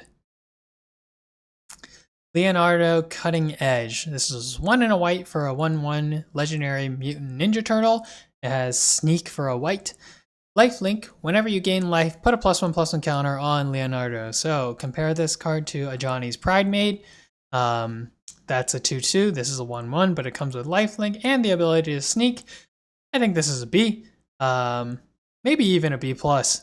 It's pretty good, and I know gaining life is kind of a meme, but having lifelink on a growing creature, growing threat, that's pretty good. I don't really think you're going to trigger the +1/+1 counter that often outside of his own lifelink ability. But you know, having this come in as a 2/2 lifelink, then a 3/3, 4/4, like that's something. Triceraton Commander, XX white white. 2/2 dinosaur soldier with flying. Whenever this creature attacks, dinosaurs you control other than this creature get +1/+1 and gain flying until end of turn. When this creature enters, create X 2/2 white dinosaur soldier tokens. This is one of the best cards in the entire set. Because of the XX, basically for every 2 mana you pay, you get an extra 2/2, and then this thing just gives them all +1/+1 and flying until end of turn whenever it attacks. It is an A-. It is so flexible. You can play this as a 2 mana 2/2 with flying. I think that's a bit of a waste. You only really do that if you have to. Plus, playing double white on turn 2 is not the easiest thing. But if you play this on turn 4, turn 6, turn 8, this is insanely flexible in the mid game and in the late game. Super good. Agent Bishop, man in black, 2 and a white, 1/2 legendary human soldier. This, I think, is the best rare in the set. At the beginning of combat on your turn, put a +1/+1 counter on each of up to 2 target creatures. So as I said before, this compares quite favorably, I think, to Luminarch Aspirant. That was a 2 mana 1/1 that put a +1/+1 counter on target creature at the beginning of combat on your turn. 1 +1/+1 counter. So importantly, with Agent Bishop, you can choose Agent Bishop as one of the creatures, and then you target another creature.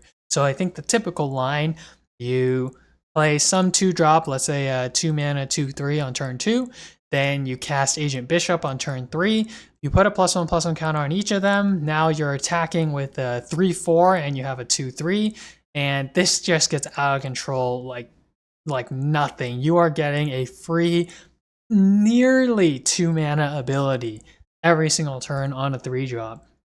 And unless this spell is countered, it is very likely you get the first trigger. Even if you don't, it's not the end of the world, because that would have required you to pay 3 mana and for your opponent to have instant speed removal that kills your bomb 3-drop before your combat phase starts. That's totally fine. There's plenty of great 3-drops that die to the exact same removal. So yeah, this is just insane. I also talked about this card. Actually, I take it back. I can see the rating I gave this. This is Turncoat Kunichi, 2 and a white for a 3/2 Mutant Ninja Fox. It has a sneak for 2 white black. When this creature enters, choose target creature an opponent controls. Exile that creature until this creature leaves the battlefield. If this creature's sneak cost was paid, instead exile the chosen creature. This is an A+. The ability to exile a target creature is worth something like 2 or 3 mana, somewhere in between that. I think at 2 mana it's really strong, and 3 mana to indiscriminately exile a creature is also good. You would play that card. And so, I mean, this is just ridiculous. Compare this card to Earth Kingdom Jailer, I think. It was a 3 mana 3/3 that when it entered, you can exile target creature your opponent controls, I believe with mana value 3 or greater until it left the battlefield. So you can play this as Earth Kingdom Jailer if you want, but if you are able to sneak it in, it is just crazy. It is just crazy. Leonardo's Technique. 3 and a white for a sorcery. You can also sneak it in for 1 and a white. Return 1 or 2 target creatures, each with mana value 3 or less from your graveyard to the battlefield. I think this is a C+. It's an above average card in my opinion.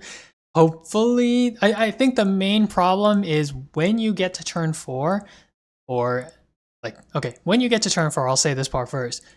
It is unlikely, I think, like lower than 50% that you actually have 2 creatures in your graveyard with mana value 3 or less to return.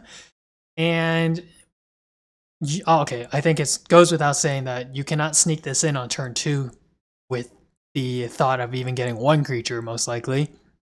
So, is this a late game card? I guess so. It is good value in the late game, but yeah, I think it requires a little more setup than I would like.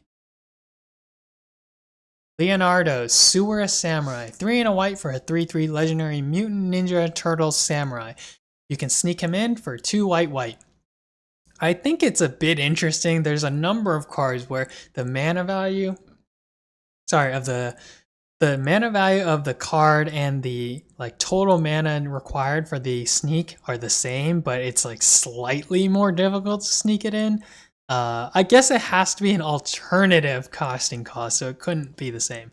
But anyways, it's a 3/3 double strike. During your turn, you may cast creature spells with power or toughness 1 or less from your graveyard. If you cast a spell this way, that creature enters with a finality counter.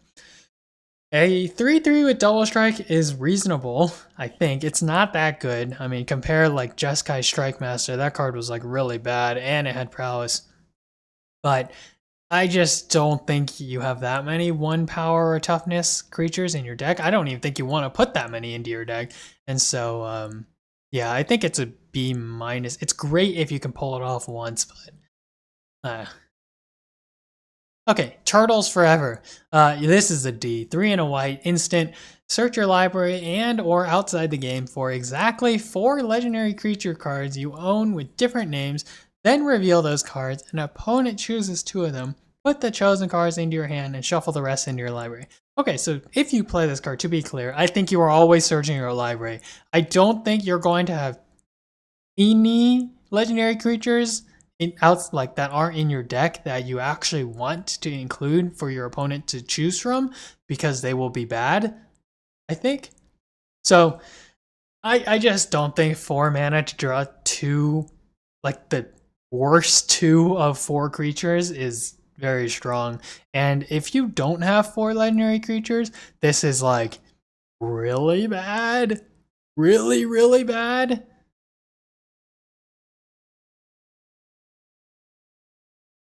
Oh, actually, I realized I believe the effect doesn't even work if you don't have 4 legendary creatures. Okay, Sally Pride, Lioness Leader. 3 white for a 2/4 legendary cat mutant rebel. When Sally Pride enters, create X 2/2 red mutant creature tokens, where X is the number of non-token creatures you control. Whenever Sally Pride attacks, put a +1/+1 counter on each creature you control. This card is also insane. I rate it as an A minus.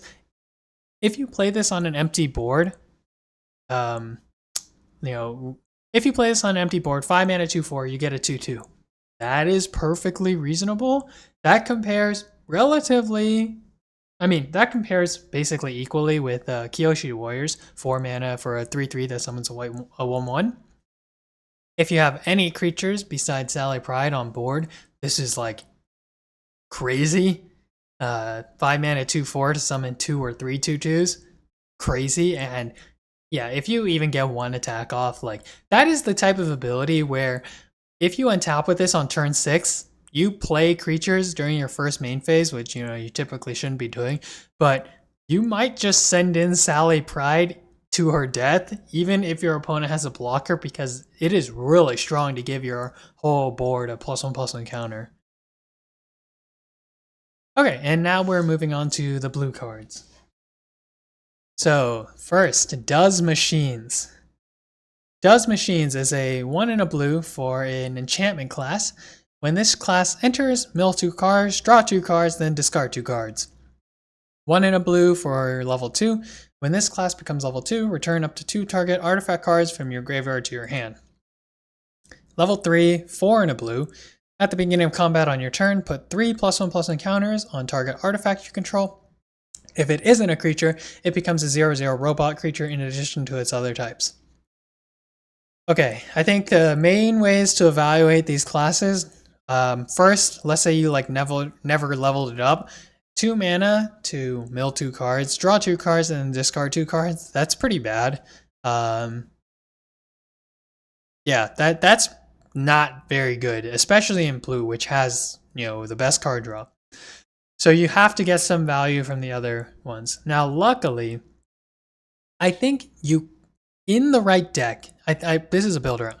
In the artifact deck, you can get 2 artifacts from level 2.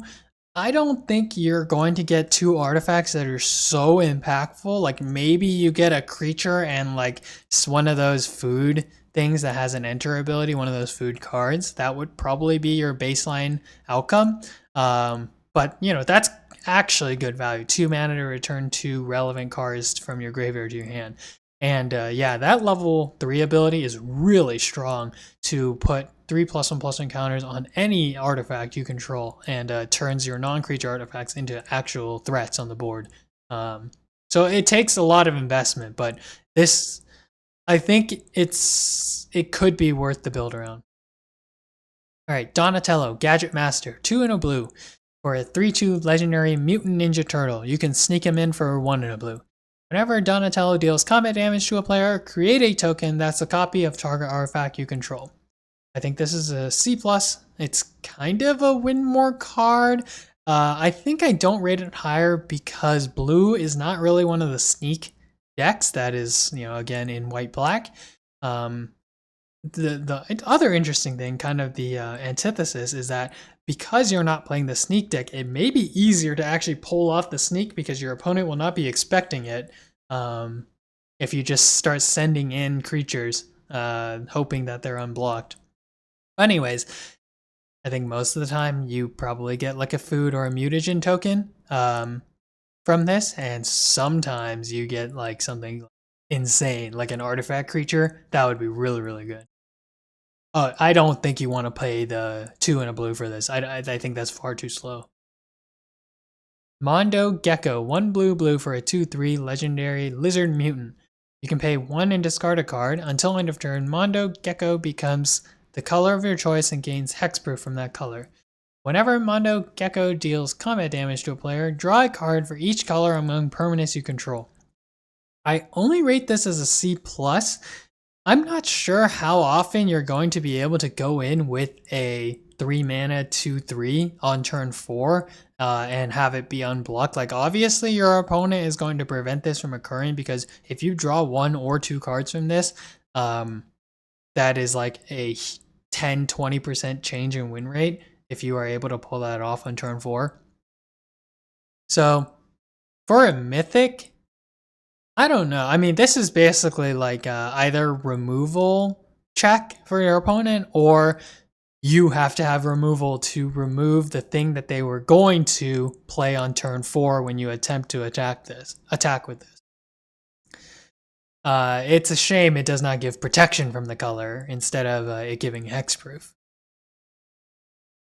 Okay, April O'Neil, Hacktivist, 3 and a blue for a 1/5 legendary human scientist. At the beginning of your end step, draw a card for each card type among spells you've cast this turn. This is crazy. 4 mana for a 1/5 that basically, well, it will draw you a card on your first turn because you cast a creature when you play her.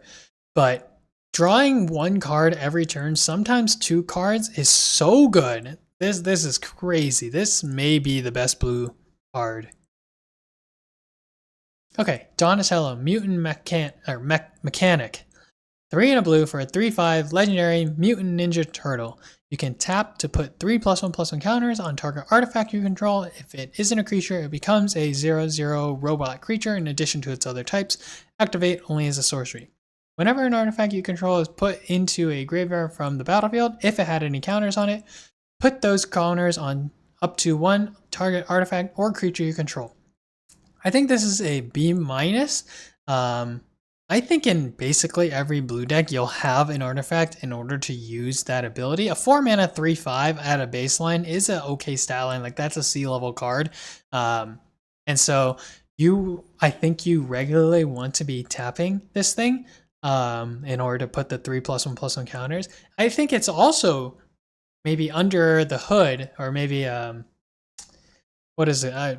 Basically, I think it is a good, very good thing that when your creature with +1/+1 counters on it dies, your artifact creature, you can put the +1/+1 counters on a presently non-creature artifact and then activate Donatello on a later turn in order to actually turn it into a creature. There's nothing preventing you, for example, from just putting the 3+1/+1 counters on a mutagen token, and then maybe on your next turn, you tap Donatello and it becomes a 6/6 and a creature. Okay, Renette Temporal Apprentice, 3 blue for a 4/3 legendary human wizard with flash. When Renette enters, return each other non-land permanent that entered this turn to its owner's hand. I think this is a C+. I think it is worse than that uncommon because you kind of have to hold up 5 mana on your opponent's turn. And if they don't play something, like, what are you going to do? You don't really want to play this as a 5 mana 4/3 with flash on your opponent's turn. So yeah, of course, many times your opponent's going to cast something where maybe even 2 things where you're able to bounce them. But this is so bad, quote unquote, on your turn because there's just not that many flash creatures. I don't think your opponent is going to sneak in so many things that you're actually going to be getting like crazy value from this. I feel like I want to downgrade it. Maybe it's not even a C+. Maybe it's like a C-. Okay, Kitsune's technique. I don't even really need to talk about this. 4 blue. This is an F.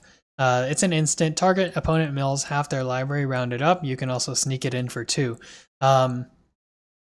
Okay, let's say you're able to sneak this in. Let's say you play a 1-drop, you attack, turn 2, you make them mill. Okay, when that occurs, your opponent's deck will likely have 32 cards remaining in it. You make them mill 16 cards. Great. Also, you just lost the board because you returned your 1-drop and you didn't play anything on the board on your 2-drop on turn 2. So you're going into turn 3 with nothing on board and your opponent milled 16 cards. If your opponent has 16 cards remaining in their deck, they have a world of time to kill you. So this is an F. Do not even attempt this card. The funny thing is, even if you're able to recur this somehow and play it a second time, it's still not good. Okay, now speaking of things that are, I guess, in contrast to things that are not good, let's talk about maybe the best card, Kitsune Dragon's Daughter. 4 blue for a 6/6 legendary Fox Warlock avatar with Vigilance. Whenever Kitsune enters or deals combat damage to a player, you may exchange control of 2 other target creatures controlled by different players. This is an A+. By the time you get to turn 6, it is very likely that you will have some 1/1, 2/1, 2/2, whatever that's just been sitting on the board waiting for a chump or something like that. And so when you play this and you switch your 1/1, 1/2, 2/2 or whatever for their 5-drop or their 6-drop, immediately you are, that is such a shift in the win rate. It is just crazy. If you're able to pull this off a second time, you almost cannot lose the game. A 6/6 with Vigilance is so strong. Also, like, your opponent has to have, I don't remember, maybe there's a, they have to have removal. It is nearly impossible to avoid the first instance of this occurring.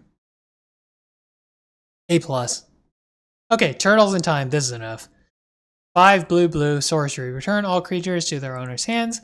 Each player may shuffle their hand and graveyard into the library, then each player who does draws 7 cards. Every time you get one of these wheel effects, it is just really bad, especially, not only is it bad when it's symmetrical, but now your opponent is not even obligated to do it, meaning shuffle their hand in library to draw 7 cards.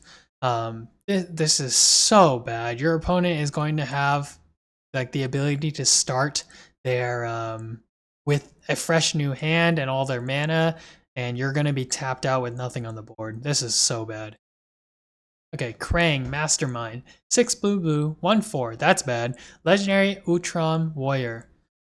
It has affinity for artifacts though. When Krang enters, if you have fewer than 4 cards in hand, draw cards equal to the difference. Krang gets +1/+0 for each other artifact you control.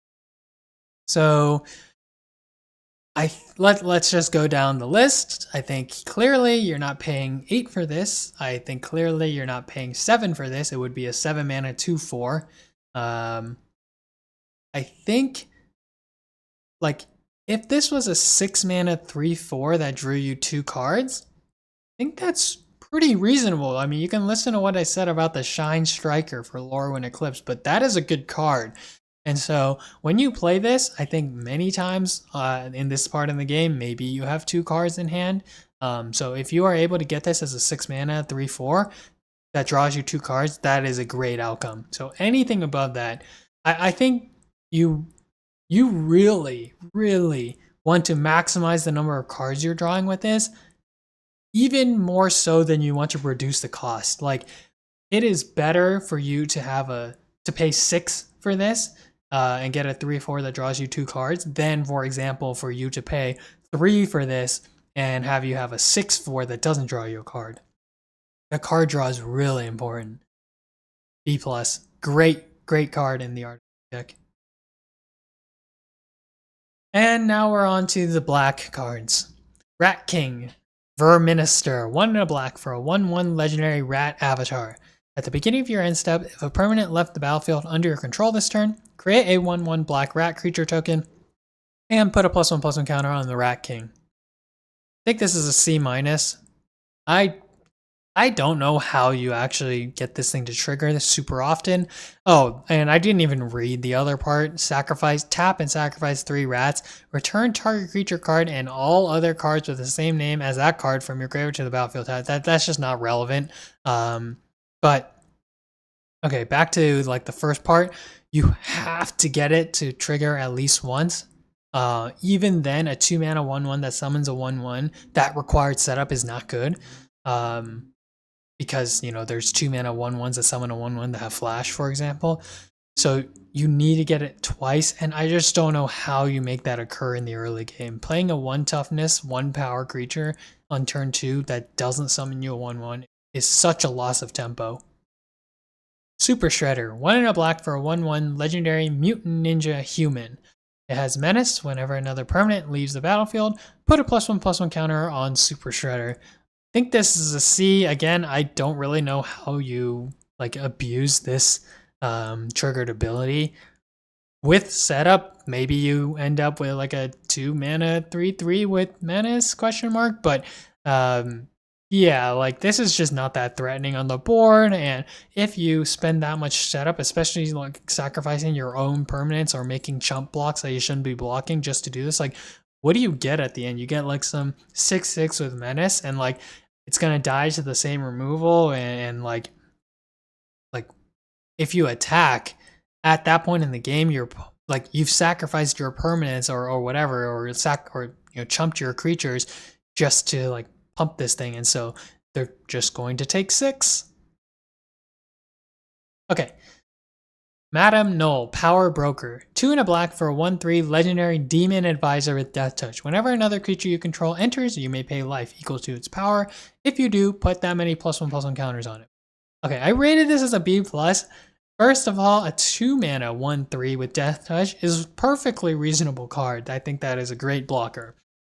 So for 3 mana, would you add that second ability? It is a very interesting one. I think with this card, because it is quite defensive in its own, you probably pay the life very frequently. There's also such little board wipe that I don't think you're really that concerned about that, but like the ability to have for example, let's say on turn 4 you were going to cast a 4/4. The ability to have it come in as an 8/8 for the cost of 4 life, that's just like insane, right? You like always make that trade. It is very unlikely that you are getting rushed down so hard. Plus, it's not obligated. You're not obligated to do this, and so I just think this is really good, really flexible. It helps so much with the board control. Excellent card. Ninja Teen is next. 2 and a black for the enchantment class. Whenever a creature you control leaves a battlefield, each opponent loses 1 life. 1 and a black to level up. Creatures you control get +1/+0 and have menace. And then you can pay black to give creature cards in your graveyard sneak for 3 and a black. And obviously you may cast creature spells from your graveyard using their sneak abilities. maybe this is a hot take, but I think this card is pretty bad. I think if you pay 3 for this first ability, it basically doesn't do anything. And then if you pay 5 total mana to get it to level 2, like, giving your creatures +1/+0 in menace is not worth 5 mana. Like, that might be worth like 3 mana, question mark. Like, I just don't know how you're going to get this thing to, like, really, like, what do you want to sneak in for 4? I don't know. Okay, bad card, I think. Shark Shredder, Killer Clone, 2 black for a legendary Shark Octopus Ninja, 4/4. You can sneak it in for 3 black. He has first strike. Whenever Shark Shredder deals combat damage to a player, put up to 1 target creature card from that player's graveyard onto the battlefield under your control. It enters tapped and attacking. I think this is an A-. I think there are some worlds in which you play this as a 4 mana 4/4 with first strike. That is a good card. Like, you know, that's a good card. But yes, you are a bit worried that it's going to get removed before you can actually attack with this thing. If you can sneak this in, you have so much value. I think likely when you sneak this in on turn 5, you're probably returning something like a 2 or a 3 drop that's tapped and attacking. But importantly, the card comes in after the declare blocker step, so it will go through. So even if you choose a low mana cost creature, or 1 drop or a 2 drop or something, on that turn your opponent will not be able to block the creature. And so therefore on your next turn, you can choose not to attack. You're basically not just like throwing their creature into their own grave again. Excellent card, A-. Southwind Avatar, 3 and a black for a 3/4 Snake Spirit Avatar with Death Touch. Whenever another creature you control dies, you gain life equal to its toughness. Whenever you gain life, each opponent loses 1 life. I guess this is a C+. Again, I think 3 mana 3/4 with Death Touch is a good card. I don't know how often you get that first triggered ability to occur, and like even if you do, like, great, you probably gained yourself like 3 life or something like that. And then I guess when you gain yourself 3 life, your opponents get pinged for 1. But there's not like a recursive lifelink type of strategy in this. There's not much life gain in this environment. So maybe this is just a C. I don't know. It's a constructed card. Splinter's Technique. 3 and a black for a sorcery. Search your library for a card, put that card into your hand, then shuffle. You can also sneak it in for 1 and a black. So, I believe Diabolic Tutor is 2 black to tutor for any card and put it in your hand. I think that is pretty bad. Like, I'm not saying it's bad, but it's not great. It's like okay. So in contrast, Demonic Tutor is actually really good. So yeah, I think you do want to sneak this in, and I think you'll have enough opportunities where you'll be able to do that. 1 and a black to tutor for any card. Usually that's going to be removal. Yeah, that sounds really good to me. Okay, now we're talking about Savanti Romero times Exile. Maybe one of the hotter takes in this review. 3 black for a 4/4 legendary demon wizard. He has trample. At the beginning of combat on your turn, put a +1/+1 counter on Savanti Romero. Then you draw X cards and lose X life, where X is the number of counters on Savanti Romero. Okay. I'm rating this as a B+, maybe even an A-. I'll rate it as a B+. But I don't think you really need to be too concerned about that part about losing life.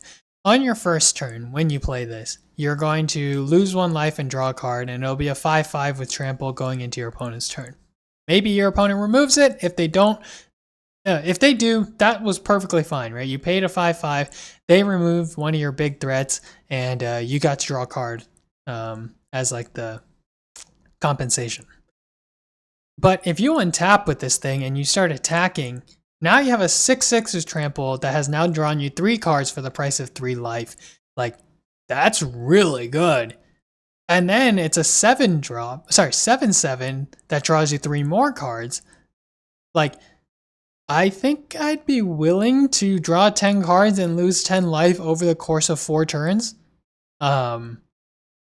This is really good. Like, if you are able to declare those attacks, like how is your opponent going to prevent, like if you attack with a 5/5 trample, 6/6 trample, 7/7 trample, like how they cannot take, 18 damage trample or 26 damage trample the following turn over the course of 4 turns without losing the game, and then you've also drawn 10 cards. Like, I believe in most game states, your opponent will do the blocking for you, and this card is not going to kill you. You're going to be more concerned with keeping this card alive.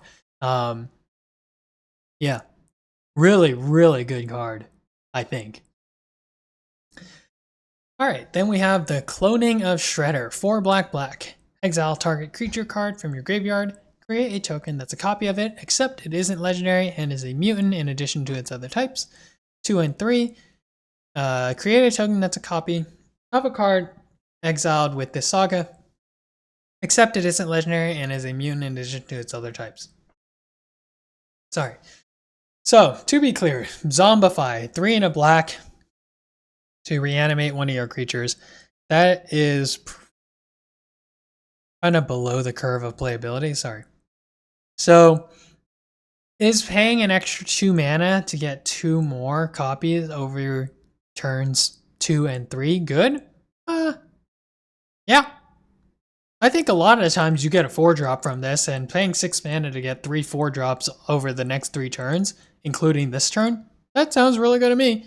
Yeah, B, I don't think this is a game-winning card. I think it's difficult. You're going to get something like Armagon, for example, where this just completely blows your opponent out the water. Yeah, speaking of Armagon, 6 black for 9/6 legendary shark horror mutant with flash. When Armagon enters, destroy up to 3 target creatures. I think this is a B+. Obviously, if you're able to cast this, it is extremely good. The only question is whether you'll be able to survive to actually cast him. Because there's not that many ways in this set to actually bring him back from your graveyard and circumvent the casting. Okay, yes, with the Ninja Teen, if you somehow mill or discard this card, you can sneak him in for 4. But if you have to hard cast this, the only question is whether you'll survive to having 8 lands. Alright, so now we're on to the red cards. Cool but rude. This is 1 in a red. Whenever you attack, you may discard a card. If you do, draw a card. 1 in a red to level up. Whenever you discard a card, this class deals 2 damage to each opponent. 1 in a red to level up. When this card becomes level 3, search your library for a card, put it into your hand, shuffle, then discard a card at random. Okay, so the first ability, whenever you attack, blah, blah, blah. So attacking in order to rummage is a good ability. I think the level 2 is fairly underwhelming. Like, in the Boros aggro deck, maybe the 2 damage is relevant, and I don't think you're really, like, I don't think you have many other effects that force you to discard a card for an effect. So I think most of the time you're going to deal 2 damage to your opponent via your attacking and triggering the first ability. And then the third one is Gamble. Gamble is actually decent, but you have to be careful not to get your hand down too small. But if your hand has 4 or 5 cards or something when you level it up to level 3, yeah, that seems pretty good. I think if you have a 1-drop and you play this on turn 2, maybe you play a 3-drop on turn 3, you double level up on turn 4, I think you've got a serious threat on your hands. B. Alright, Improved Arsenal. 1 in a red for an equipment. Equipped creature gets +1/+0 for each artifact you control. You can pay 4 in a red to create a token that's a copy of this equipment. You can equip it for red. I give it a C-. Equipment are not very strong. Most equipment now that see limited play usually either come with a body or they can attach themselves immediately on entry. This is just like pretty weak. There are some situations where you are equipping this to give a creature +1/+0, sometimes +2/+0, and that's just like not good. Okay, Ravenous Robots. 1 in a red for a 2/1 artifact creature robot. Whenever you cast an artifact spell, create a 1/1 colorless robot artifact creature token. You can pay red and tap to give your creature tokens haste until end of turn. I think this is a B+. It is really threatening to have a passive ability where when you cast an artifact spell, you get a 1/1 colorless robot. So you can play this on turn 2, and it kind of requires removal. It's not like if you're playing blue-red, then your opponent is extremely incentivized to waste either their turn 2 or turn 3 to remove this 2-drop, which is a good thing for you. And if they don't, you just get so much value. B+. Casey Jones Vigilante, 1 red for a 4/3 legendary human berserker. When Casey Jones enters, draw 3 cards. At the beginning of your next upkeep, discard 3 cards at random. I rated this as a C+. I don't really know how you take advantage of this. Like, if you play this on turn 3, it's not that good. But in the late game, this is really good. Like, if you have 7 or 8 mana and you're in the late game, your hand is relatively empty, and you cast this, you draw 3 cards, maybe you play a land, maybe you cast 2 spells. Like, this is serious. But like 3 mana 4/3, it's arguable to say whether on turn 3 this is even an upside. If you cast this on turn 3, so 3 mana 4/3 with like an ambiguous good or bad ability, C+. Raphael, Ninja Destroyer, 2 red for a 4/4 legendary mutant ninja turtle. Raphael must be blocked if able. Whenever Raphael is dealt damage, add that much red mana. Until end of turn, you don't lose mana as steps and phases end. I rated this as a C. I'm not. I mean, what is the line here? You play this on 4, you attack with 5, then what? Like, it doesn't say that your opponent can only block with 1 creature. Like, they will double block if they have to. Okay, you traded your 4/4, you gain 4 extra mana. Like, yeah, there are worlds in which you go to your second main with 4 additional mana, which maybe leads to a great turn, but I think this many times is like a 4 mana 4/4 that just gets removed. It's probably better than a C, maybe a C+. Raphael, the Night Watcher, 2 red for a 2/3 legendary mutant ninja turtle. You can sneak him in for 1 red. Attacking creatures you control have double strike. So the ability to give your attacking creatures double strike is strong. So he comes in as a 2/3, basically with double strike. So he'll deal 4 when you sneak him in. But that is a good passive. It really enables a lot of attacks. I'm rating it as a C+ because red is not the sneak deck. But again, I said this about Donatello, like, because you're not playing white-black, your opponent might just let through attacks because they're not expecting you to sneak in something with red. Especially if you're playing red-blue, for example. But yeah, giving your attacking creatures double strike, like, it makes combat so difficult for your opponent. You can attack with like basically everything. You'll be ahead on board, like, and if you attack with multiple creatures, one of them gets unblocked or he's unblocked, and so you sneak in Raphael, the other creatures will have double strike, and so you could blow out their board. I'm kind of talking myself into giving this card a higher rating, but I'll just keep it as a C+. Maybe I'll look at the data in a few weeks to decide. Broadcast Takeover, 2 red sorcery. Gain control of all artifacts your opponents control until end of turn. Untap them, they gain haste until end of turn. This is an F. Don't play this card. Slash Wrathpile Rampager, 3 red for a 7/5 legendary mutant berserk turtle. Whenever another creature you control enters, Slash deals 2 damage to each opponent. Whenever Slash attacks, create a 2/2 mutant creature token.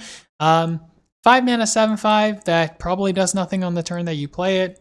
I mean, that's a C-level card. So now, if you are able to attack once, plus when you untap with this, you probably played a creature on turn 6 also, after the turn after you play Slash. So you could deal 4-6 damage to your opponent or something like that, and summon another 2/2. Like, that's really good. So I can see an upside. I think maybe C+, B-. Raphael's Technique, a great card to end the red on. I think this is an F. 4 red, instant. Each player may discard their hand and draw 7 cards. You can sneak it in for 2 in a red. This is like a cheeky Wheel of Fortune. Yeah, again, I've said this numerous times. You just don't want this type of symmetrical effect because your opponent will be able to use the cards in the mana first. This is not good.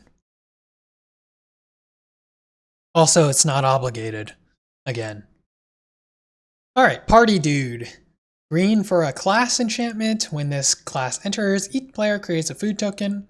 1 in a green. Whenever an artifact an opponent controls is put into the graveyard from the battlefield, draw a card. 4 in a green. Level 3. Whenever one or more of your opponents are attacked, up to one target attacking creature gets +X/+X until end of turn, where X is the number of cards in your hand. So I do think that when you play this, let's say on turn 1, your opponent is fairly incentivized to crack the food before like on their turn 2. Like, okay, probably it is better for them to actually play a 2-drop, but I think they really don't want to give you the card. And so like if you play this on turn 1, level it up on turn 2, like their foods and everything kind of become useless for the rest of the game because they really don't want you to draw a card. And the 3rd level, that passive is actually that's pretty good.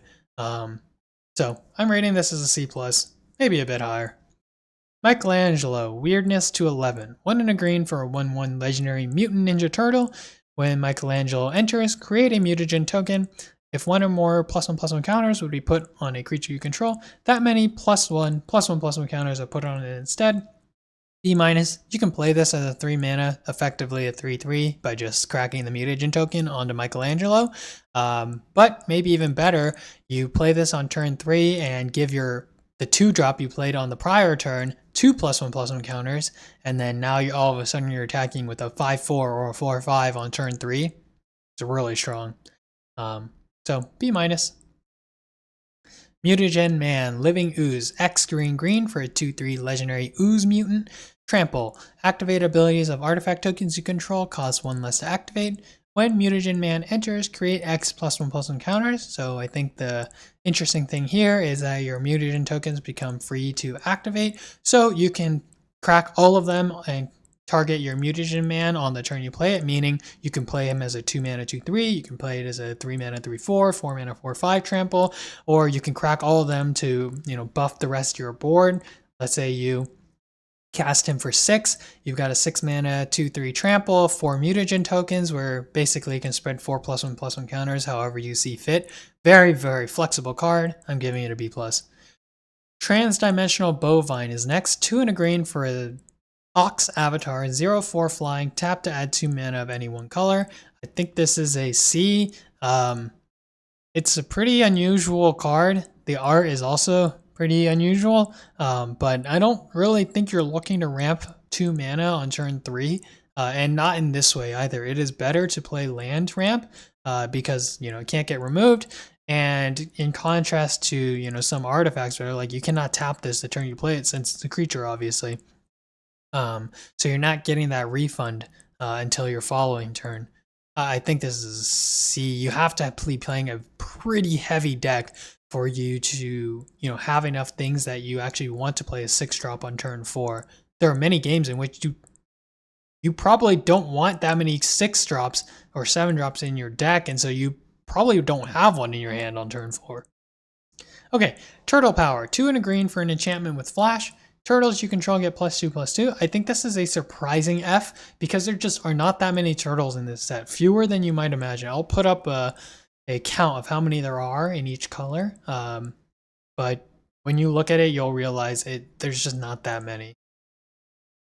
Leatherhead, Swamp Stalker, 2 green for a 5/4 legendary crocodile mutant rogue with trample. Leatherhead enters with a hexproof counter on her. Whenever Leatherhead deals combat damage to a player, you may remove a counter from her. When you do, destroy target artifact or enchantment that player controls.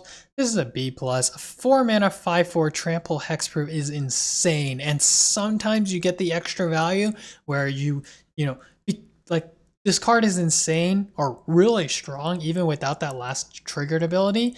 And so like this, like it doesn't need to be sideboarded, right? Because this card is strong enough as it is. And so then you can put in these like niche removal things, destroying a target artifact or enchantment in a main deck card that's actually strong and you actually want to play this on turn 4. This is so good. Michelangelo Improviser, 3 in a green for a 4/4 legendary mutant ninja turtle. Sneak for 2 green. Whenever Michelangelo deals combat damage to a player, you may put a creature card and or land from your hand onto the battlefield. I think this is a B. I don't think you're gonna have that many creatures where this like overruns the game. Like most of the time what's going to happen, I believe, is you're just going to empty your hand fast in your opponent, which is a good thing. But it's not like you have infinite resources where now you're playing 2 creatures a turn instead of your opponent playing 1. Like you might get out a creature faster this way, but Okay, Michelangelo's technique. 4 and a green, sorcery. You can also sneak it in for 3 and a green. Look at the top 8 cards of your library, put up to 2 creature cards with total mana value 6 or less from among them onto the battlefield, and the rest on the bottom of your library in a random order. I think that this is a C. I should have added the build around because I think you need to be cognizant of how many creatures you have in your deck that cost, let's say, 4 or less. I think you also really want to sneak this in. This card is easier in terms of the requirements than Collected Company, but yeah, I don't know. I guess 5 mana to like draw and play 2 3-drops is pretty good. You need to work out the math on whether this like what the probability is that you whiff, because if you whiff and you only get 1 creature, this is really bad. Ground Chuck and Dirtbag. 4 green for an 8/8 legendary Ox Mole Mutant with Trample. Whenever you tap a land for mana, add green. I think this is a B+. By the time you get to this stage in the game, I don't think having double mana really matters that much. There's not like activated abilities, for example, where you can just like pick an opponent or something like that. And so an 8/8 with Trample is a good stat line. And I think the second ability is fairly minor. Okay, Northampton Farm. I think this is a D. I think this is the only colorless card I said you should not play. You can tap it to add colorless. You can pay 1 and tap it to exile target creature your own. You can pay 2 and tap, sacrifice this land, return a creature card exiled with this land to the battlefield under your control, return each other card exiled with this land to its owner's hand. Why are you paying 1 mana, basically 2 mana since it's a land, to exile one of your own creatures to get it back on a future turn? You are going to lose so much tempo. Don't play this card. Chrome Dome.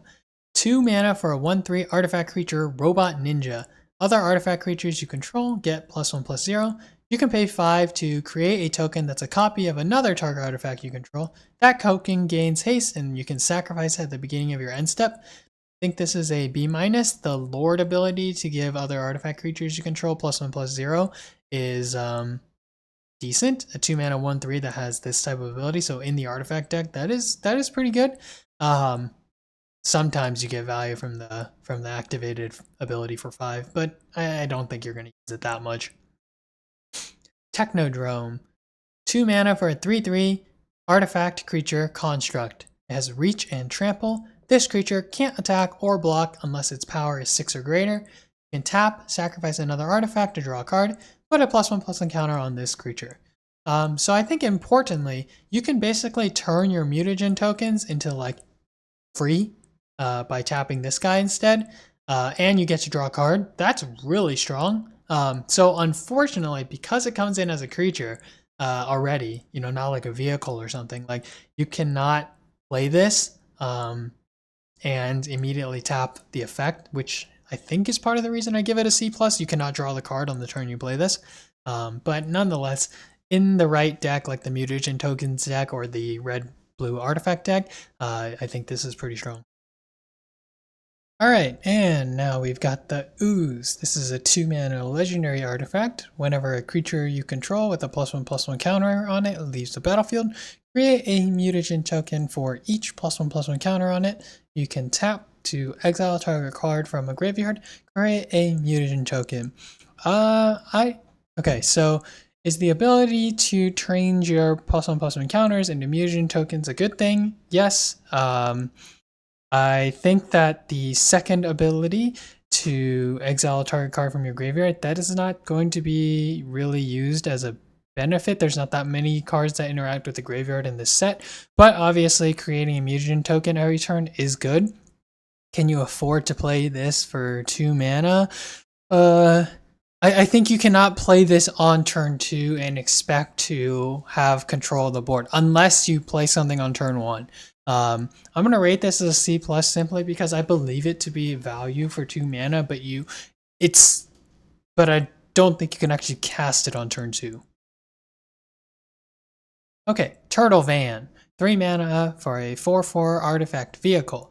Whenever this creature attacks, put a +1/+1 counter on target creature that crewed it this turn. Then, if that creature is a mutant, ninja, or turtle, double the number of +1/+1 counters on it for crew 1. Importantly, it has crew 1, and crew 1 is like so much better than crew any other number, except for crew 0, I guess. I don't even know if that exists. I'm going to rate this as a C+.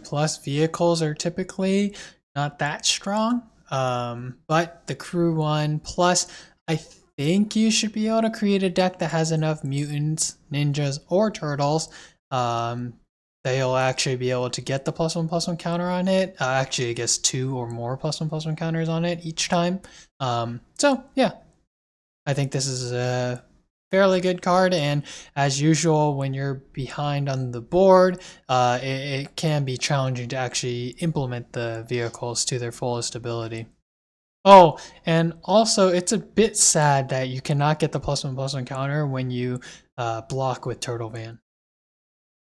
Okay, Weathermaker, 3 mana for an artifact, Landfall.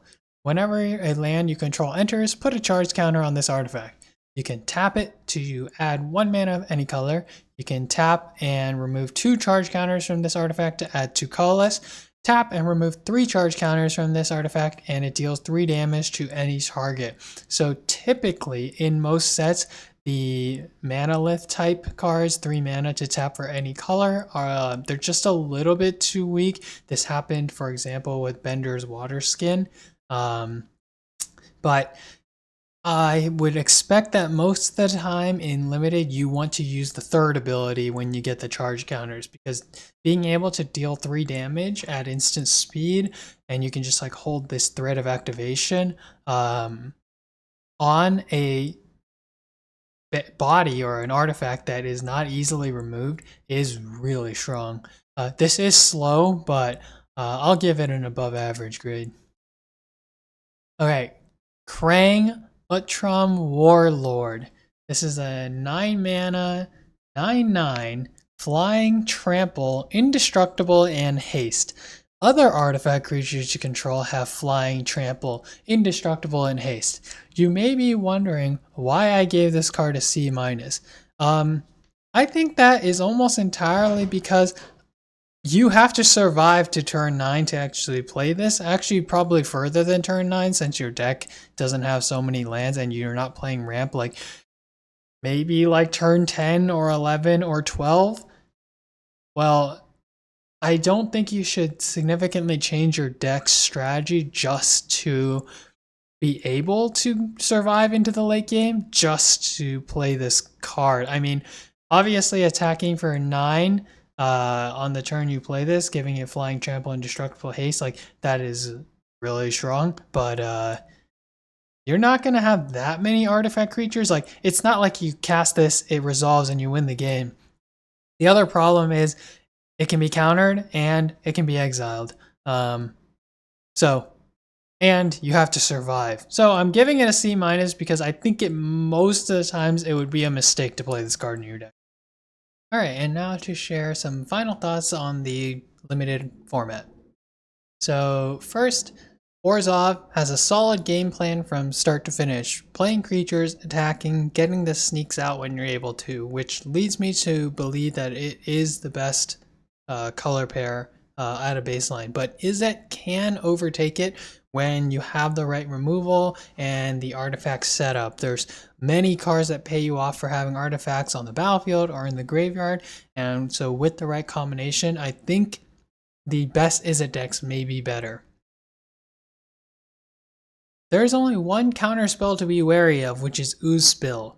I don't think you need to concern yourself with the possibility of negate, because your opponents are not going to play a card that only impacts a third of the spells in your deck, aka 20% of your entire deck. At least it would be a mistake for them to. And finally, white and black have the best removal, at least relative to their usual removal, meaning the red removal is slightly worse than usual, the green removal is slightly worse than usual, blue doesn't have the counters it usually does. And so I think the white-black removal is the best, and that is also what leads me to believe the sneak deck will prevail as the highest win rate. And furthermore, returning medium-sized creatures to your hand to cast cards with Sneak is a meaningful impact to your board presence. You don't really want to be returning your 3 and 4 mana creatures that got through just to sneak out a 5-drop, because you actually have to spend mana to get that creature back onto the battlefield. So try to return small creatures or those that have Enter's abilities so you can maximize the value. All right. And so that concludes this limited set review. I wish you all luck in your pre-releases this weekend and in all your drafts online and in person over the course of this set.